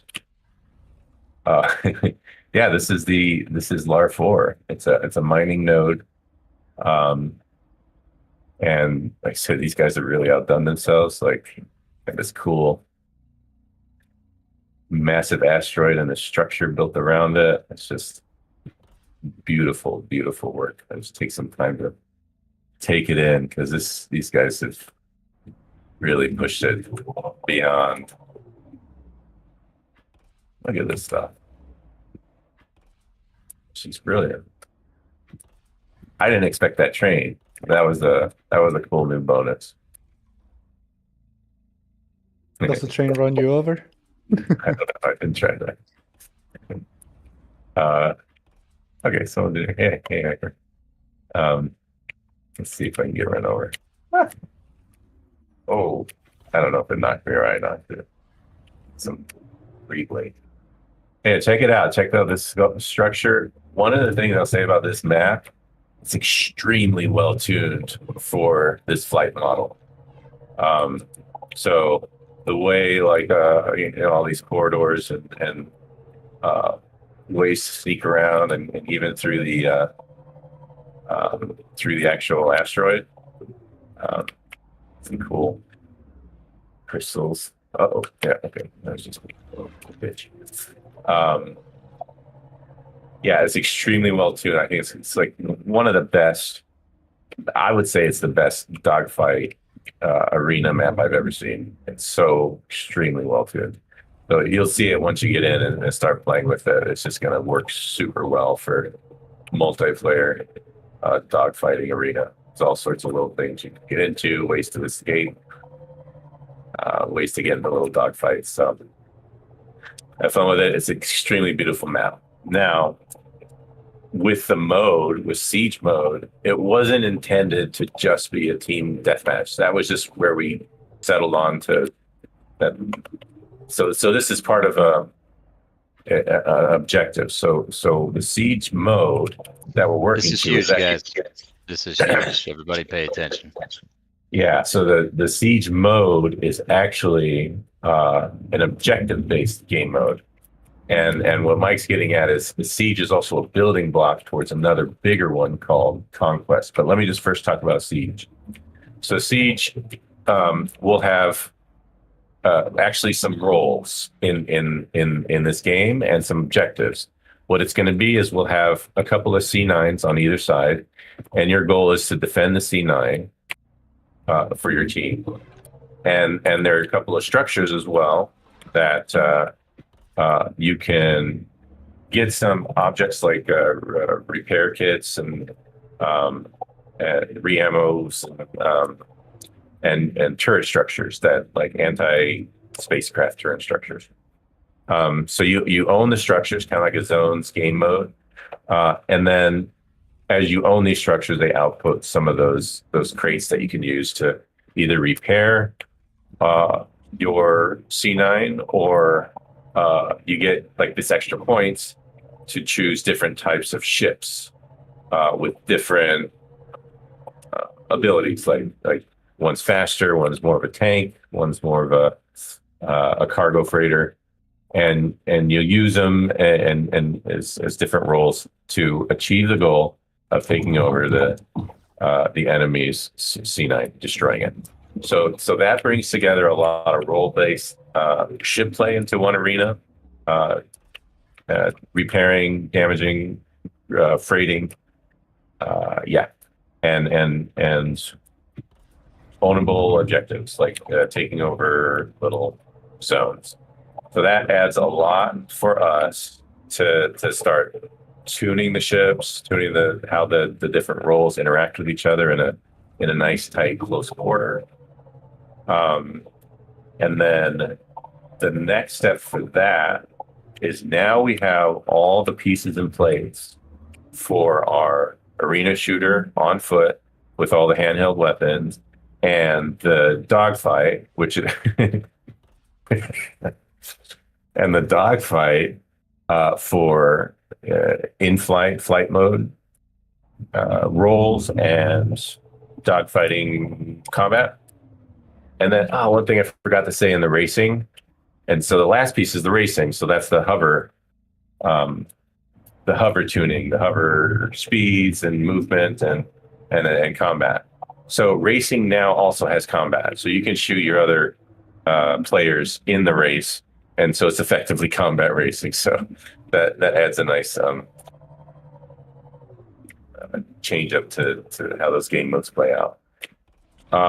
So as I was getting to Conquest, I said we have racing, sort of hover. We've got the dogfight, so flight mode. And then we've got the on foot for the arena shooter, which all blend in together to something that we internally just call Conquest mode. And Conquest mode merges all those together, where because in this mode, I can't land and get out. So this is just purely flight. But Conquest brings it all together. You can fly, hover, on foot with objectives. And you have much bigger maps, still using some of these art zoos that we've established. And if you guys have played like Battlefront 2 or even Battlefield, similar kind of approach, just using all of our Star Atlas kind of assets and highly refined game modes, I would say. Now that we've made these game modes and the mechanics that work with them, they're highly refined to then merge them all into an awesome game mode like Conquest. And then the other major part of that for the Conquest offering is the crossover. And I mentioned this in the flow, the crossover with Sage. So Sage C4, one of the big things that's going to happen with it is the territory control becomes a real thing. It's a live thing, that changes hands based on combat. Now, the crossover that we have here is we'll be able to use these matches, Conquest matches. We can use Siege as an early version of that for ship play contesting or gunplay for on-foot contesting. Different players want different ways to contribute to the larger territorial conquest game, which is what C4 establishes. So now we're finally at that point getting all the building blocks in place for the proper cross-client, cross-platform territory control dynamic Star Atlas. So that's where we're headed with this. And everything is coming along really, really well and beautifully, and it's a lot of fun to play. So that's the that's the grand vision how everything ties together, and it's awesome to be able to get down to this level of fidelity in this type of experience, and knowing that it's going to eventually be part of that overall scheme of bringing the Starless universe to life and interacting with it and having it actually respond to you. So that's it for this. There's one last thing that when I stop sharing, maybe Santi you can share, but and I'll talk about it, but it's a video. As you know, we've been working on our locomotion, major overhaul to that, and it was really mostly there. Just some replication issues that we would have to still kind of work through, but it totally changes the feel of the characters. I'll stop streaming now, and there's a video I wanted to share of the progress there. It won't be in this release, but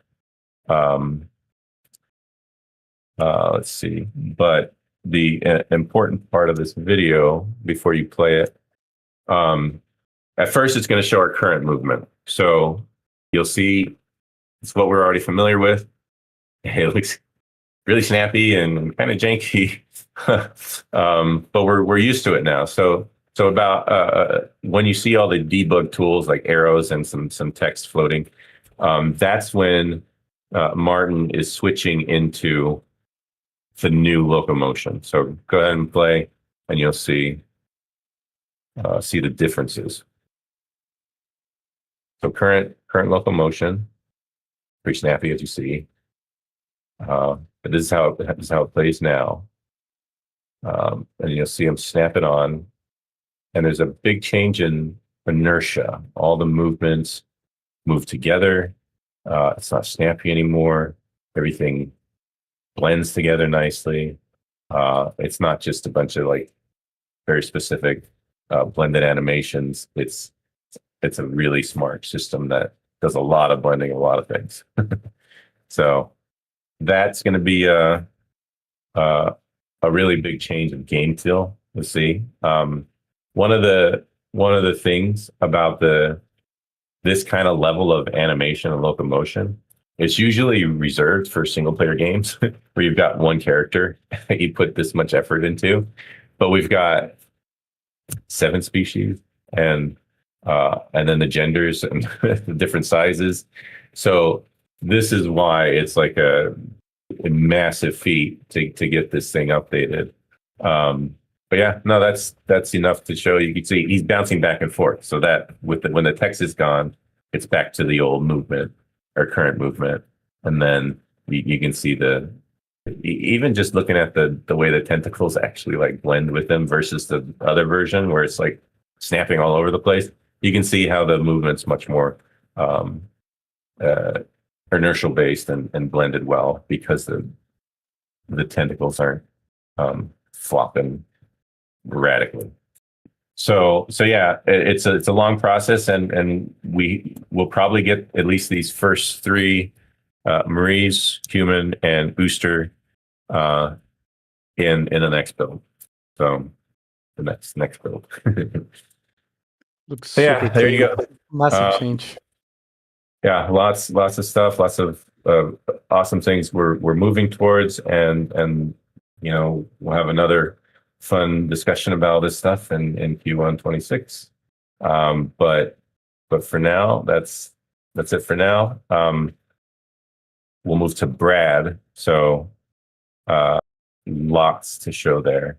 And Danny, thanks. there's a question in the chat about controller or HOTAS, if the game mode will support that.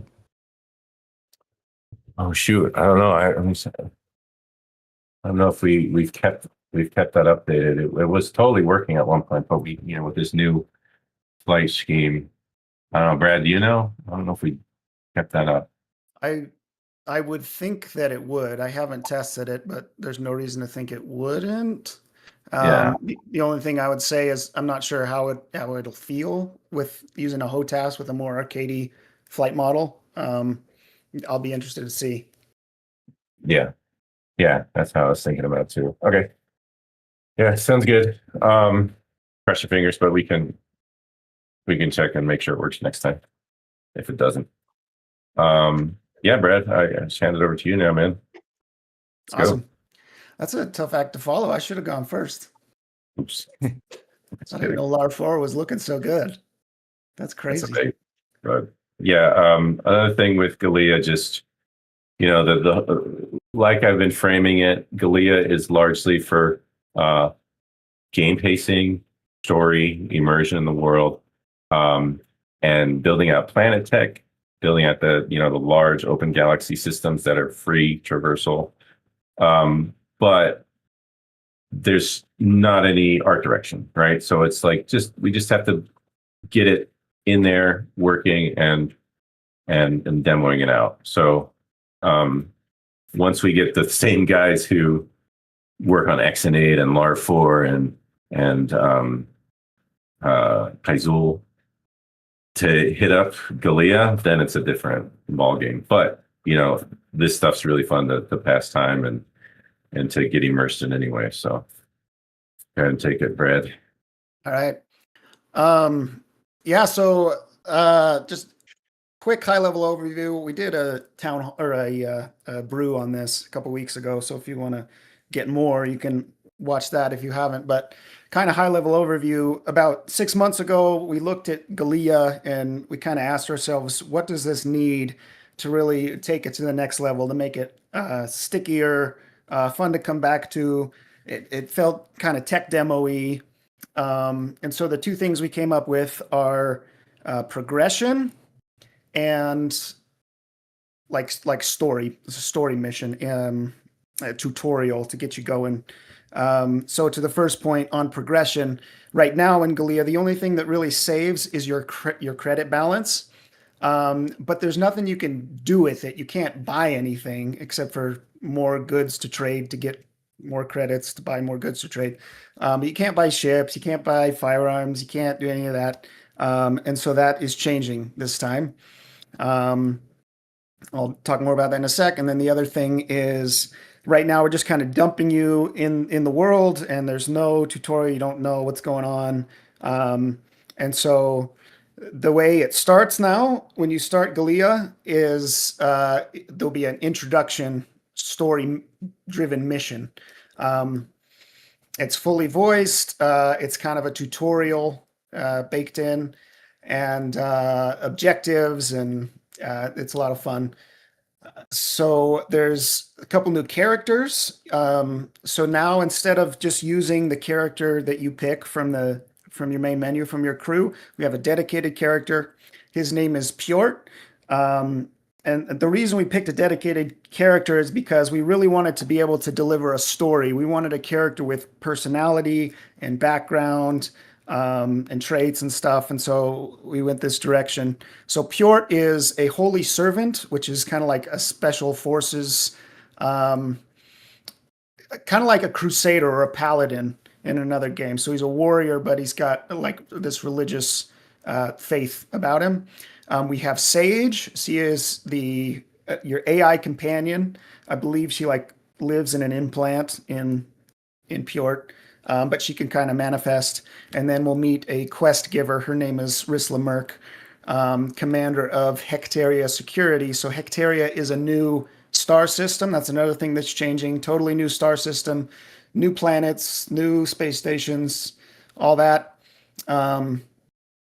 And then as far as progression, we have now an inventory system. And so you can gather loot from the world, from killing enemies, from scrounging around. You can use that loot to craft tiered gear. So you start with like a pistol and then you can upgrade it tier 2, tier 3. And you can buy ships with in-game credits. So nothing. So this is not blockchain in any way, shape, or form. It's not reading from your wallet. It's not writing to your wallet. Like nothing you have comes into this. This is like a traditional single-player game, completely siloed. And we really want that zero to hero thing where you're going to start with a pistol and an air bike and you got to work your way up. There's let's just jump into the demo. Quit talking. People are ready for the screen Yeah, share, Brad. yeah. I was about to say that. Okay. Let's hope it works. Prayers to the Discord gods right now.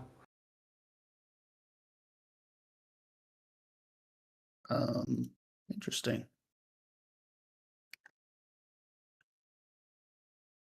Well, when I go to applications, I do not see Star Atlas. Oh no. No, you have it minimized. You have to open it. I do have it minimized. Is that a thing? Okay. Yeah. You have to have it open. There it is. Oh. You guys, I can see. can we see? I can. Can Okay. everyone see? Looking good here. Yep. You Okay. can see. So this is late in the intro mission. Just quickly, background: you've crash landed on this planet. You were sent to this system to investigate an HRZ artifact. I won't spoil too much about that. But as soon as you arrive, you're ambushed by the Jorvik. You have to jettison, and you land in an escape pod on this planet. And I'm trying to get off this planet. We kind of showed this in the brew, where I went into this cave to mine some luminite that I needed. So I've mined that luminite, and now I'm going to head back to this abandoned claim stake that we found, and to craft something we need to get off the planet. So that's where we're at.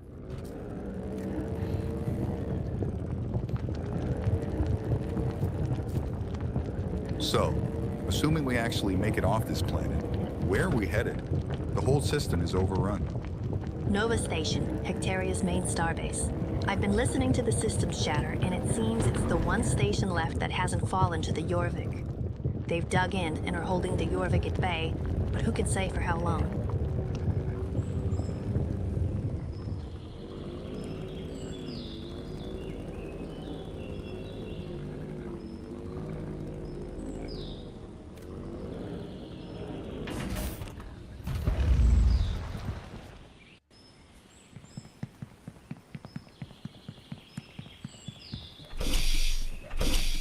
I've gathered all my materials. I'm going to head to this crafting bench. I need this luminite power cell. Excellent. Now just pop that thing in the generator, and the landing pad should have power. All right, generator is this way.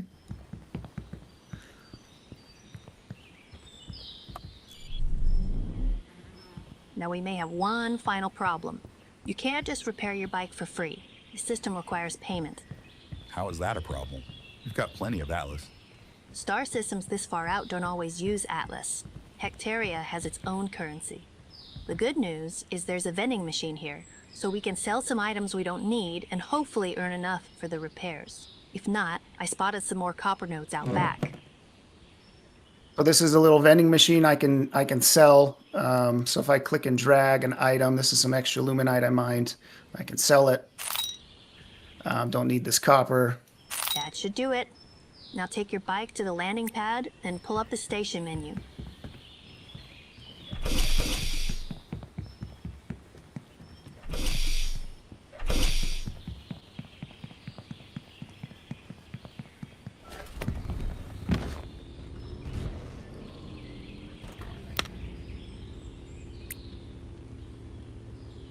Now put her in flight mode and let's get off this crazy planet. Flight mode.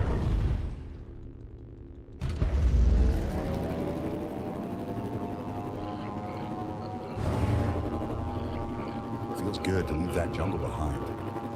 Sage, remind me the name of that station? Nova Starbase. It's the only station that isn't broadcasting on Jorvik frequencies. Noted. As soon as we clear the atmosphere, I'll spool up the subwarp drive. 3, 2, 1.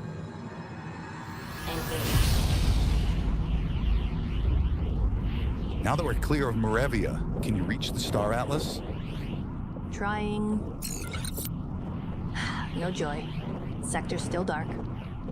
Either the local node is down or something big is blanketing comms. I'm not even getting gossip.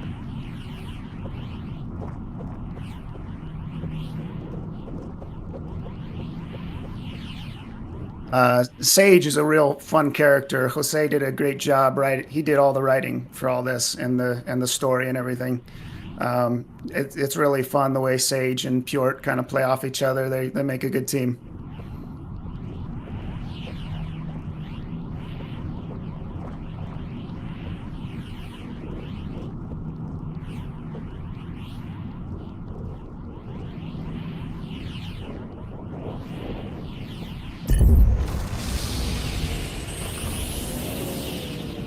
Unknown vessel.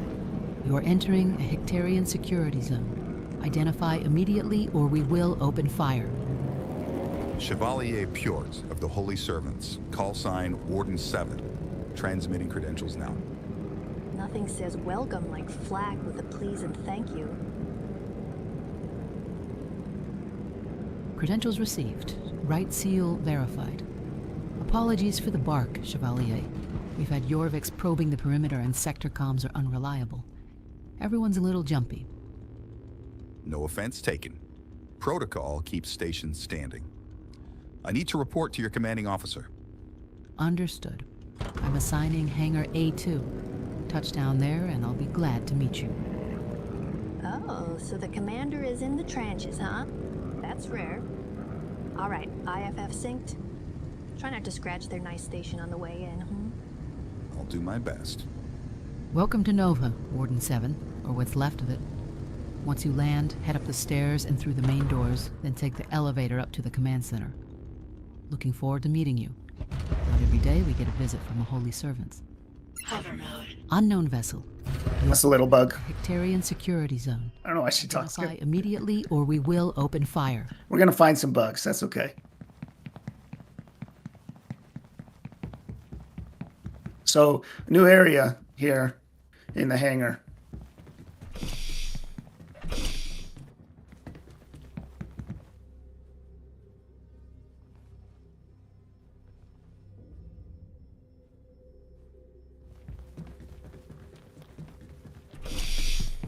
So one thing that we showed off at Breakpoint last year that a lot of people were excited about was these NPC conversations, and then now it's in game. So Chevalier, good to finally meet you.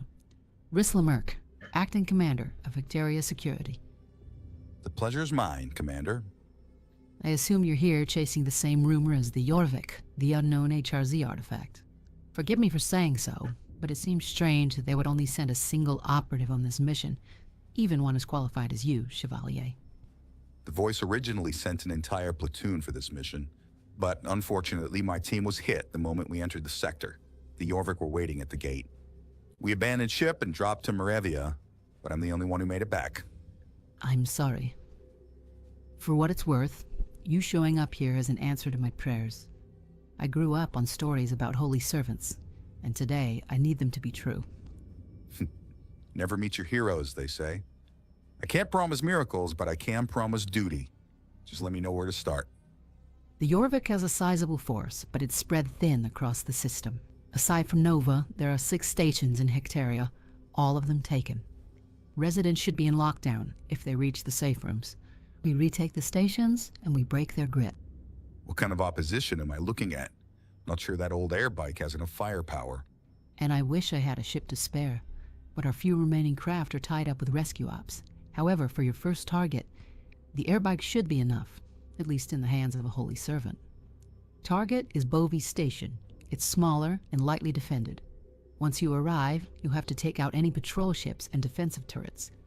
Once the exterior is secure, you can go in on foot and clear out any remaining hostiles.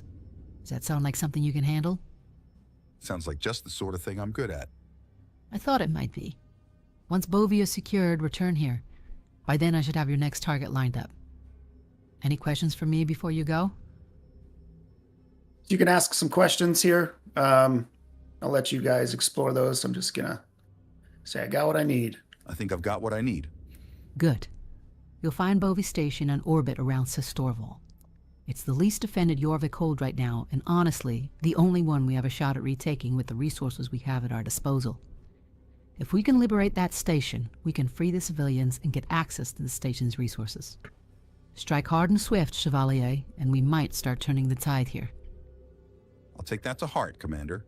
Soon enough, Bovi's station will be back under Mud control. And from there, we will restore God's peace to this system. Don't worry, Commander. Killing heathens and monsters while searching for HRZ artifacts is our thing. We will have Hectaria delivered back to its people in no time. Oh, and I almost forgot. We have some open quarters, if you care to use them. Turn left down the hall and take the first door on the right. Its previous occupant won't be needing it anymore. All right, we'll check out the new digs here. So this is going to be your room. This is where you'll spawn.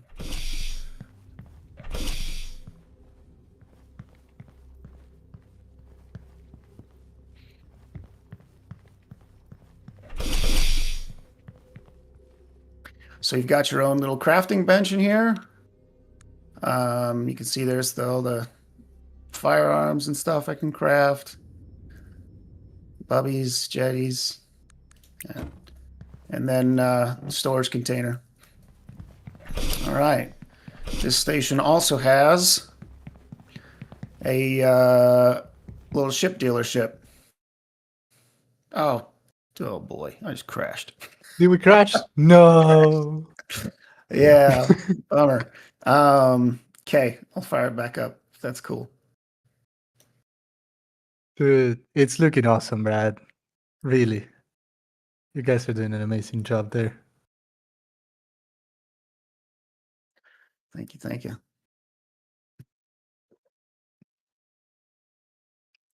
Yeah, there's dealerships, and the way it's structured is by size. So this first station has just extra small ships, and then as you recapture and unlock stations, there's ones with bigger ships. Up to medium is the biggest, so you'll be able to buy like an F4 and a pack light and stuff.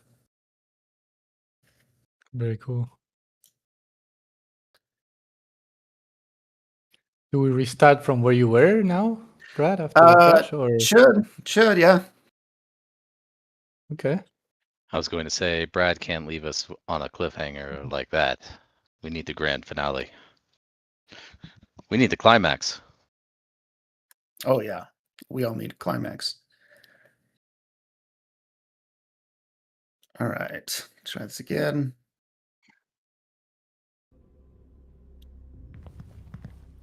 Okay. You see that? We good? Yeah. All right. And there's a little vending machine too. So it's got like ammo and grenades and basic stuff.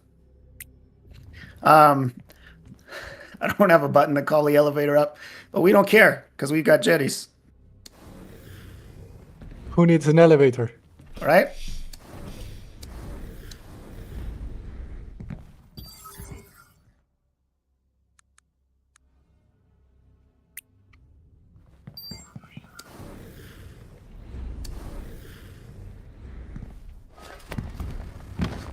Flight mode.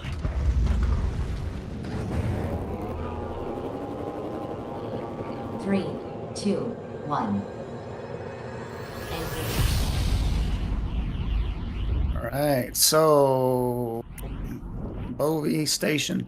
Check out my flawless UI. Can we just take a minute to appreciate the beauty?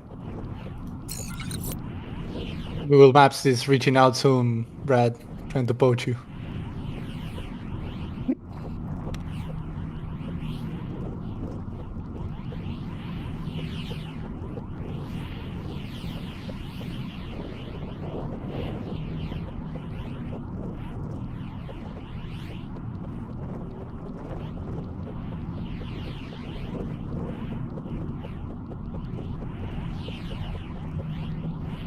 So the subwarp's been updated a little bit, where it auto throttles and steers you to a degree.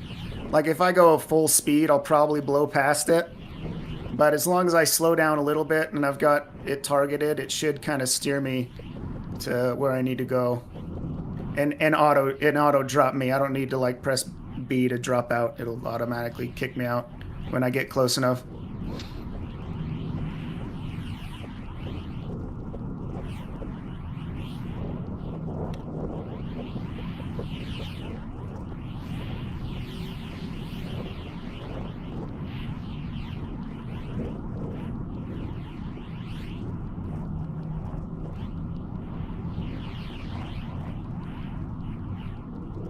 So that's Sestorval, one of our new planets. It's just a rocky world, no life or anything, kind of like, you know, Mars, kind of a planet.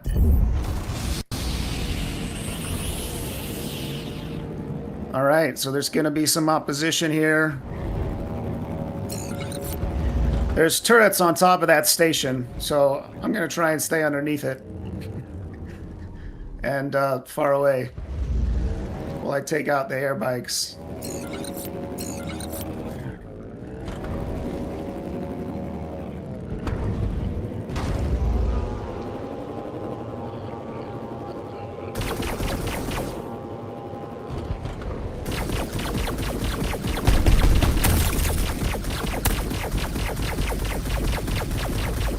Get good.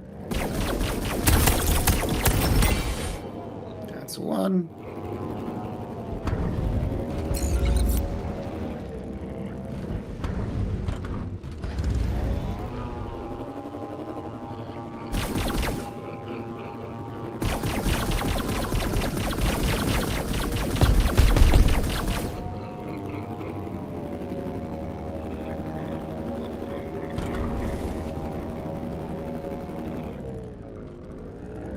I'm gonna take these turrets real quick. They don't have a ton of range, so if you keep your distance, they're not that big a deal. But if you get close to them, they'll wreck you real fast.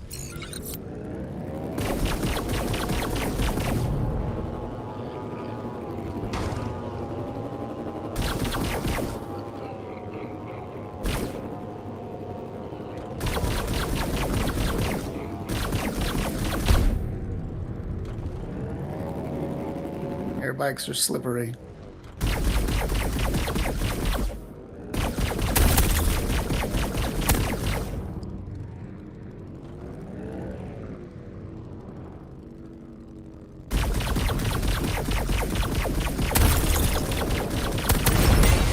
Got him. All right, now it should be safe to land.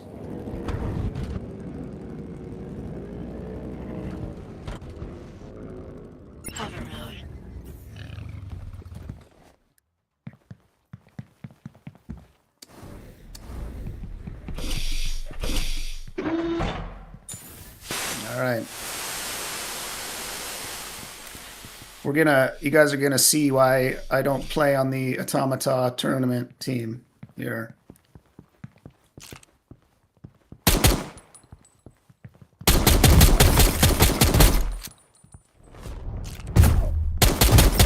Oof. That guy got me.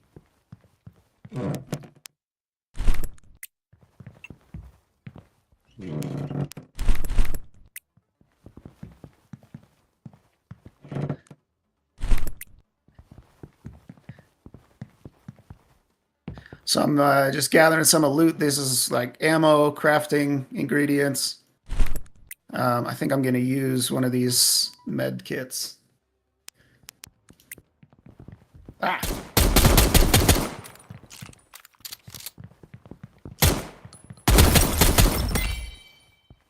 All right. So you can see up at the top, it says 2 out of 7 down.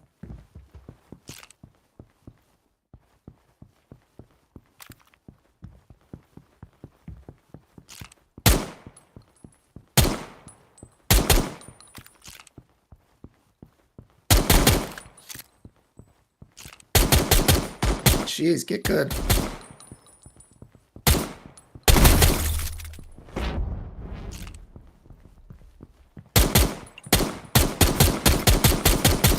I should have made Dom do this. So something you want to keep your eyes peeled for in these stations are these orange chests. They drop these mod kits that you need to upgrade weapons. So make sure you get those.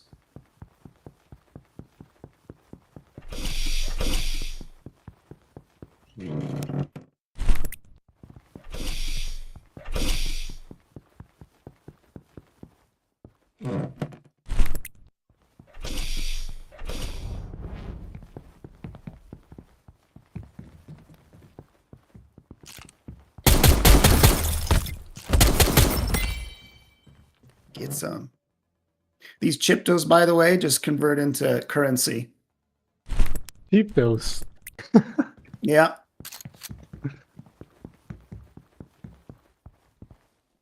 The name just came to me one day.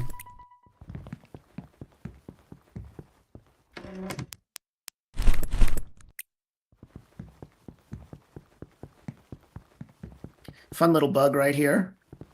I haven't been able to figure out why it does this, but the gravity just in this corner of this room is like different. It's Inception. Yes. It's pretty trippy.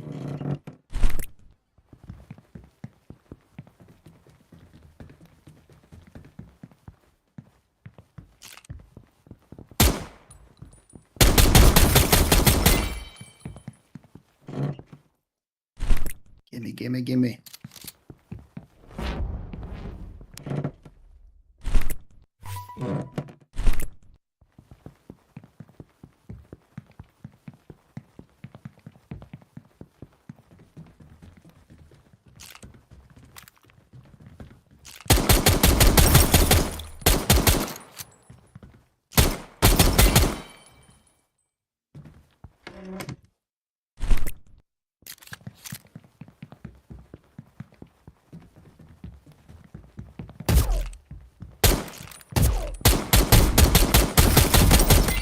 All right. Bovie Station's clear.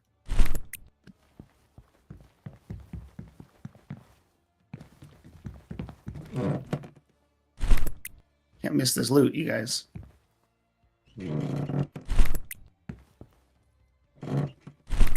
All right.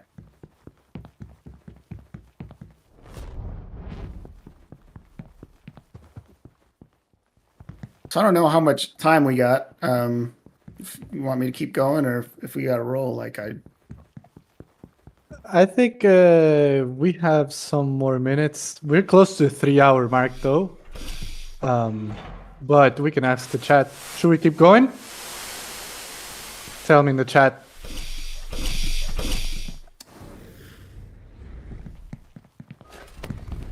They want to keep going. all right. We could do that. 3, 2, 1. Engage.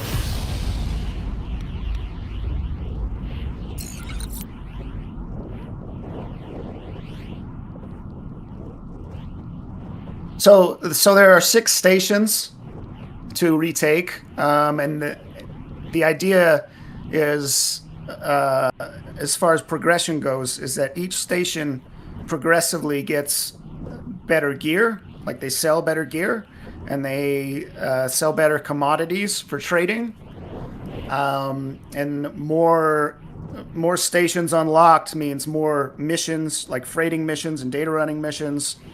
And so the more stations you unlock, the more money you can make faster, because there's better commodities to trade and better missions to take, better gear to buy. And so now that Bovie is liberated, I can start running missions between Nova and Bovie, like freighting missions and stuff.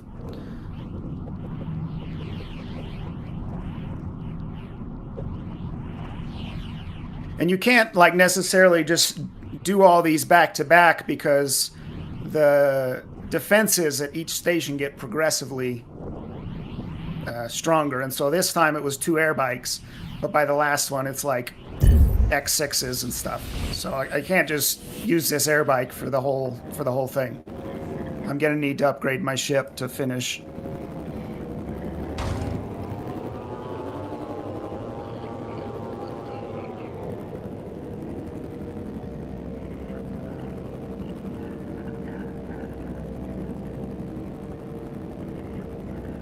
Yeah, I'm sure someone will do the whole thing on an air bike, no question.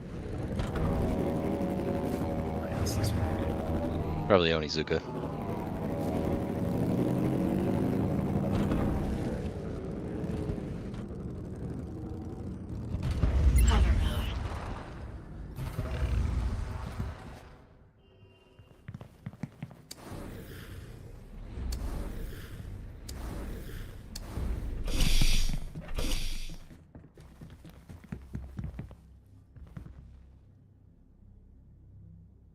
Nice butt shot there. Yeah. Guys like that?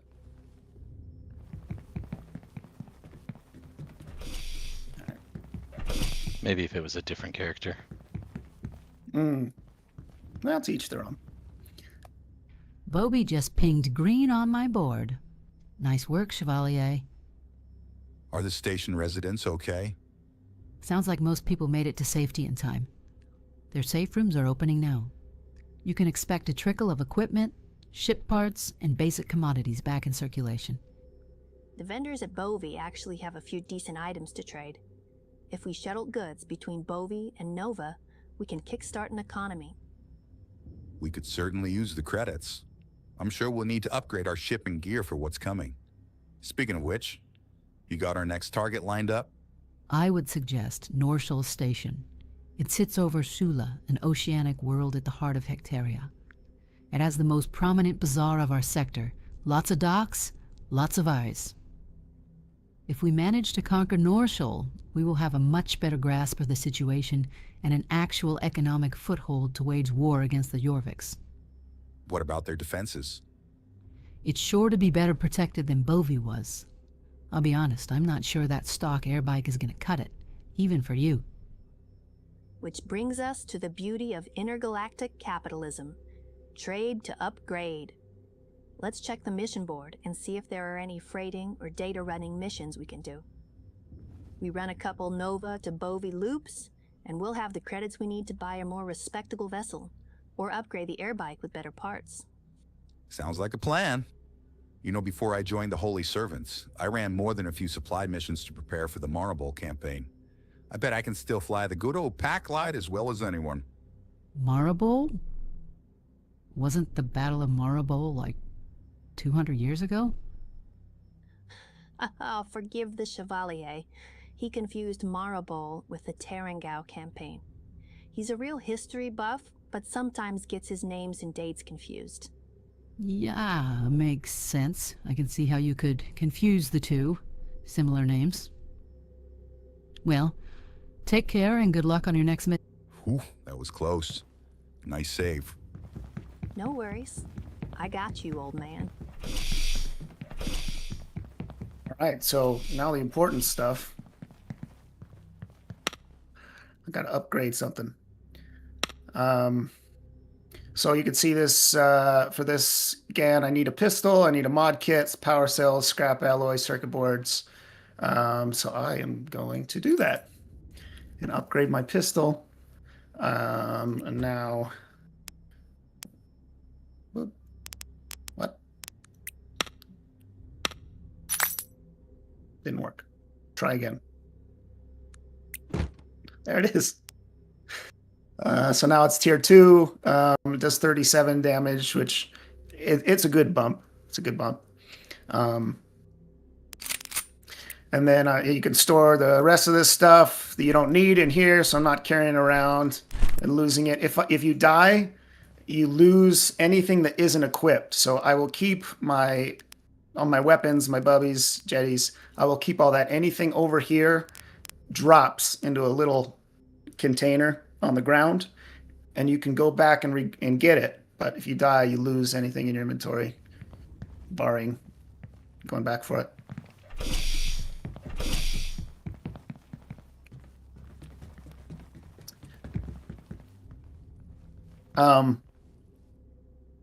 Probably end it there. I know we're running a little long. If I were to fly back to Bovie right now, I'd be able to land there and go inside, and there would be NPCs that would sell me things, and I could take missions and stuff like that. But I don't want to spoil everything. So one thing I'll say that didn't make it into this build that I'm kind of sad about is ship parts. So there are vendors that are set up to sell ship parts, but it didn't get 100% finished. It's like 90% finished. I'm hoping after the break I can get that out in a little patch or something. But you will be able to buy ship parts for your ships and then equip them on your ships. So shields, hull reinforcement, and ship weapons and mining lasers will be the first things that you can equip. So yeah, I mean, I've been like 6 months on this, kind of kind of almost like a solo side project. So forgive me, there will be bugs, rough edges. Like Danny said, we're kind of just trying to find the fun in this and flesh out some of our tech and try and give you guys a good experience at the same time. So yeah, that's all I got. Dude, you're crushing it, Brad. Thank you so much for sharing all this. Yeah. And well, you guys in the audience, you'll have to explore this yourselves sometime.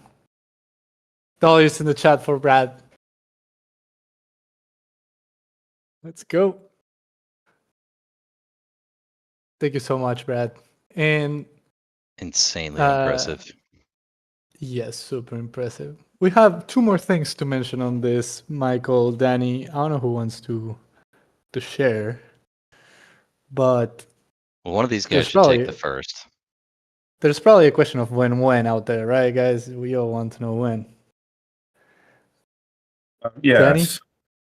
When? Well, as soon as this town hall is done, we're gonna wrap up some things, but we can say by end of this week. We can get into your hands. Maybe sooner. We're getting new maps, new racing modes, new gameplay modes, dogfight arena, single player mission in a couple of days. Pretty awesome. New weapons, new skins. Yep. So much progress, dude. It's incredible. You will get to explore all that by yourselves, guys. This week. All right. We still have one more thing to talk about. Before two we more move things, from really. UE5, yeah. Before we move from UE5, I think, Michael, there's one little big thing that you want to share. Little big thing, another big teaser. It's another partnership that's actually been in the works for several months now.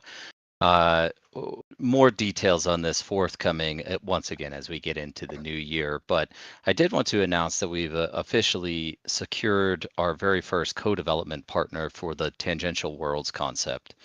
Now, if you guys remember, this is something we've talked about for years now. But tangential worlds is essentially the idea that we can license out Planet Tech and let external third-party teams build on those planets. They can create custom environments, custom gameplay mechanics, custom economics, and those planets would live within the universe of Star Atlas. So these are all things that people can discover as unique, again, custom experiences while they're navigating around the world and the universe of Star Atlas. I'm not going to share the name. I'm not really going to share any specific details, but I had the fortunate circumstance of connecting up with the CEO of this studio, actually introduced through an ex-employee of ours that, this partner can still live very close to me, just super coincidental, but we've been discussing over time how we can implement all of this. He has a really unique background, an interesting story, kind of a zero to hero story of his own within a different video game. But I will say that these guys not only have expertise in kind of economic design and the zero to hero story that we can implement into a new play experience for people engaging in Star Atlas, experience in economic design, but also experience in this virtual world co-development process. And yeah, I guess I'm trying to be conservative and reserved in what I share here, but the other part of this is where their experience lies is really within real cash economies. And so super stoked to be bringing them in, making a formal announcement as we get into the new year, as we finalize some other details on the relationship. But they have been working with our team already on some of the stuff that you saw today, but eventually this goes down the path of tangential world development, and really excited to be introducing our first partner on that front. So I just wanted to tease that out. But that's it for today. More forthcoming, and I'd like to be able to say more, but we're just going to have to hold that back for probably a couple more months. Yeah. Okay, well, that's big news. But we have more news moving from UE5. I think we promised a little surprise at the end, Michael. We did. So I think we can get into this. We have a video to play. Let's start with that. Okay. Let me know when you guys can see my screen. We have it. Hey everyone, it's Tim McBurney here, resident storyteller at Star Atlas, and I have some good news. Act 3 of Star Atlas Core is finally going to drop, and it's coming out pretty soon, early next year. We are finally going to find out what, how, and who. People are saying no audio. The Convergence War. What got us into this whole mess in the first place? I can share with you a couple of details about Act 3, and these all really stem from what is at the, pun I guess intended or not intended, at the core of Star Atlas Core. We started out in episode 1 of Act 1 contemplating what role does humanity have to play in the stars if we consider that we have advanced artificial intelligence, advanced alien races that have almost magical natural abilities. We have advanced, hyper-advanced technology with what the Fatoli have. What role does a late-stage hominid with a couple of body mods have? What could they possibly offer of value in this galactic experience? And not just that, but what would a true artificial intelligence civilization look like? Going beyond the rinky-dink little tools that we have today that are this spirit and ghost of the sum total of human experience that carries with it a lot of our feelings, our stupidity, our greed, our avarice, and also represents maybe the hubris of man flying like Icarus a little bit too far into the sun, a little bit out over his skis. What would a true artificial intelligence look like? One that understood the world and the universe and the galaxy and the complexities of that on a spiritual level, on a philosophical level, and on a deeply scientific level. In order to do that, in order to come up with true new knowledge, you would need to have emotions, you would need to have a point of view, and you would need to be able to feel pleasure and pain. You would need to be able to live and to die to truly figure out what is true and what is important. And that is where we start at the beginning of Star Atlas Core with Jian, who is tasked with taking the Ooster Cube, the heart and the soul of his dead girlfriend Osea, back to the Elder Spire. And that really is where we are going with Act 3. The culmination of Jian's journey, whether or not he's going to manage to be able to fulfill his promise to Osea, and whether or not he's going to be able to rise above his failings as a human to actually make a difference and to actually change the course of history. Now, there's a lot of things that we could talk about in addition to that. If you have been reading any of the comics so far, you'll know there are many more characters like the crazy, maybe mad, maybe brilliant scientist Timpo, that the concept of Osea and her cube and her relationship to Iris and the Cataclysm is potentially much more sophisticated and nuanced and will have many ramifications for Star Atlas lore, that you can visit strange space stations similar to the stations that we have planned in the game, that you get to experience the depths of what it means to be some of these different races, like the Ooster, the Sogmians, the Maurice, and that we also go deep into the Cataclysm to discover the mysteries of Iris, the power of 1,000 suns, and also some of the mysteries that are contained within. We also have the immense greed and petty nature of the Punab Hurricano, who is going to try and ruin this for everyone. And again, the fundamental question is, can Jian save the universe, and what will actually happen here? So, got lots of cool stuff planned for Act 3, and I can't wait to share this with you. We've been working on this actually the whole time. We've just been waiting for a good time to actually sort of drop it and launch it. We also have the physical things planned. I've been working on this during this year, and yeah, I can't wait to share all these things with you early next year when Act 3 starts to drop. So if you haven't already, I would say go and read Act 1 and Act 2. You can read the free versions on the reader and get caught up so that when Act 3, Episode 1 drops, you're all ready to go. Thanks for hanging out. Thanks for listening to me. And on with the show. What a legend. Yeah, Tim, thank you for doing that asynchronously given the time zones, but pretty exciting bringing Core back. It's been on hiatus now for quite some time. I don't even know how long, at least a year and a half, I think, but really excited to bring Act 3 back. For anyone who is unfamiliar with Core, that is the Star Atlas graphic novel. This is issue 1. It is 18 total episodes. What we've promoted historically, and we are going to honor, is if you collect all 18 individual episodes, these are sold as NFTs with multiple covers on the Galactic Marketplace. If you collect all 18 episodes, you will receive a physical, high-quality, hardbound version of the complete graphic novel. There is also an option for people who haven't collected historically to collect all of the episodes within an act, so 6 episodes per act. You can collect all of the episodes within an act and still receive a physical copy. Now, it won't be the same high quality version if you collect all 18, but you'll still get a physical version to be redeemed.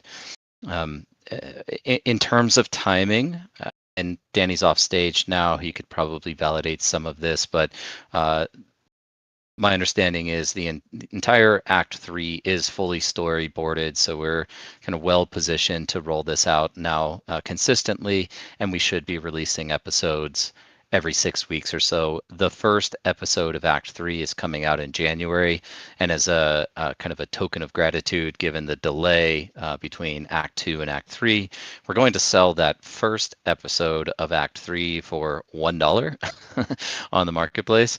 And then you'll also have an option if you are interested in Holosim, as you go through the Holosim tutorial mission, and if you complete the tutorial, you'll be able to claim that first episode for free. So this is the reintroduction and re-debut of Core. Really excited to see it. It's a great story. If nothing else, it is completely free to read. You can check that on Portal. That's play.staratlas.com. Go to the graphic novel or go to story, and you can read all of the episodes completely for free on there. So excited to bring that out. Santi, this has been a 3-hour town hall. Just when I New think record. we can't outdo ourselves, I think we did this time around. Dare I say, greatest town hall of all time. Yeah, probably. 3 hour long. Didn't feel 3 hour long. Also, it was so entertaining. So much going on. From the Tether collaboration to all the updates on Holosim, the gameplay demo from Brad and Danny, and all the icon changes from Chris. It's been quite a town hall, Michael. Let me tell you that. Yeah. Fully worth it. Yeah, definitely. I won't go through and recap everything. Obviously, we just went through it all.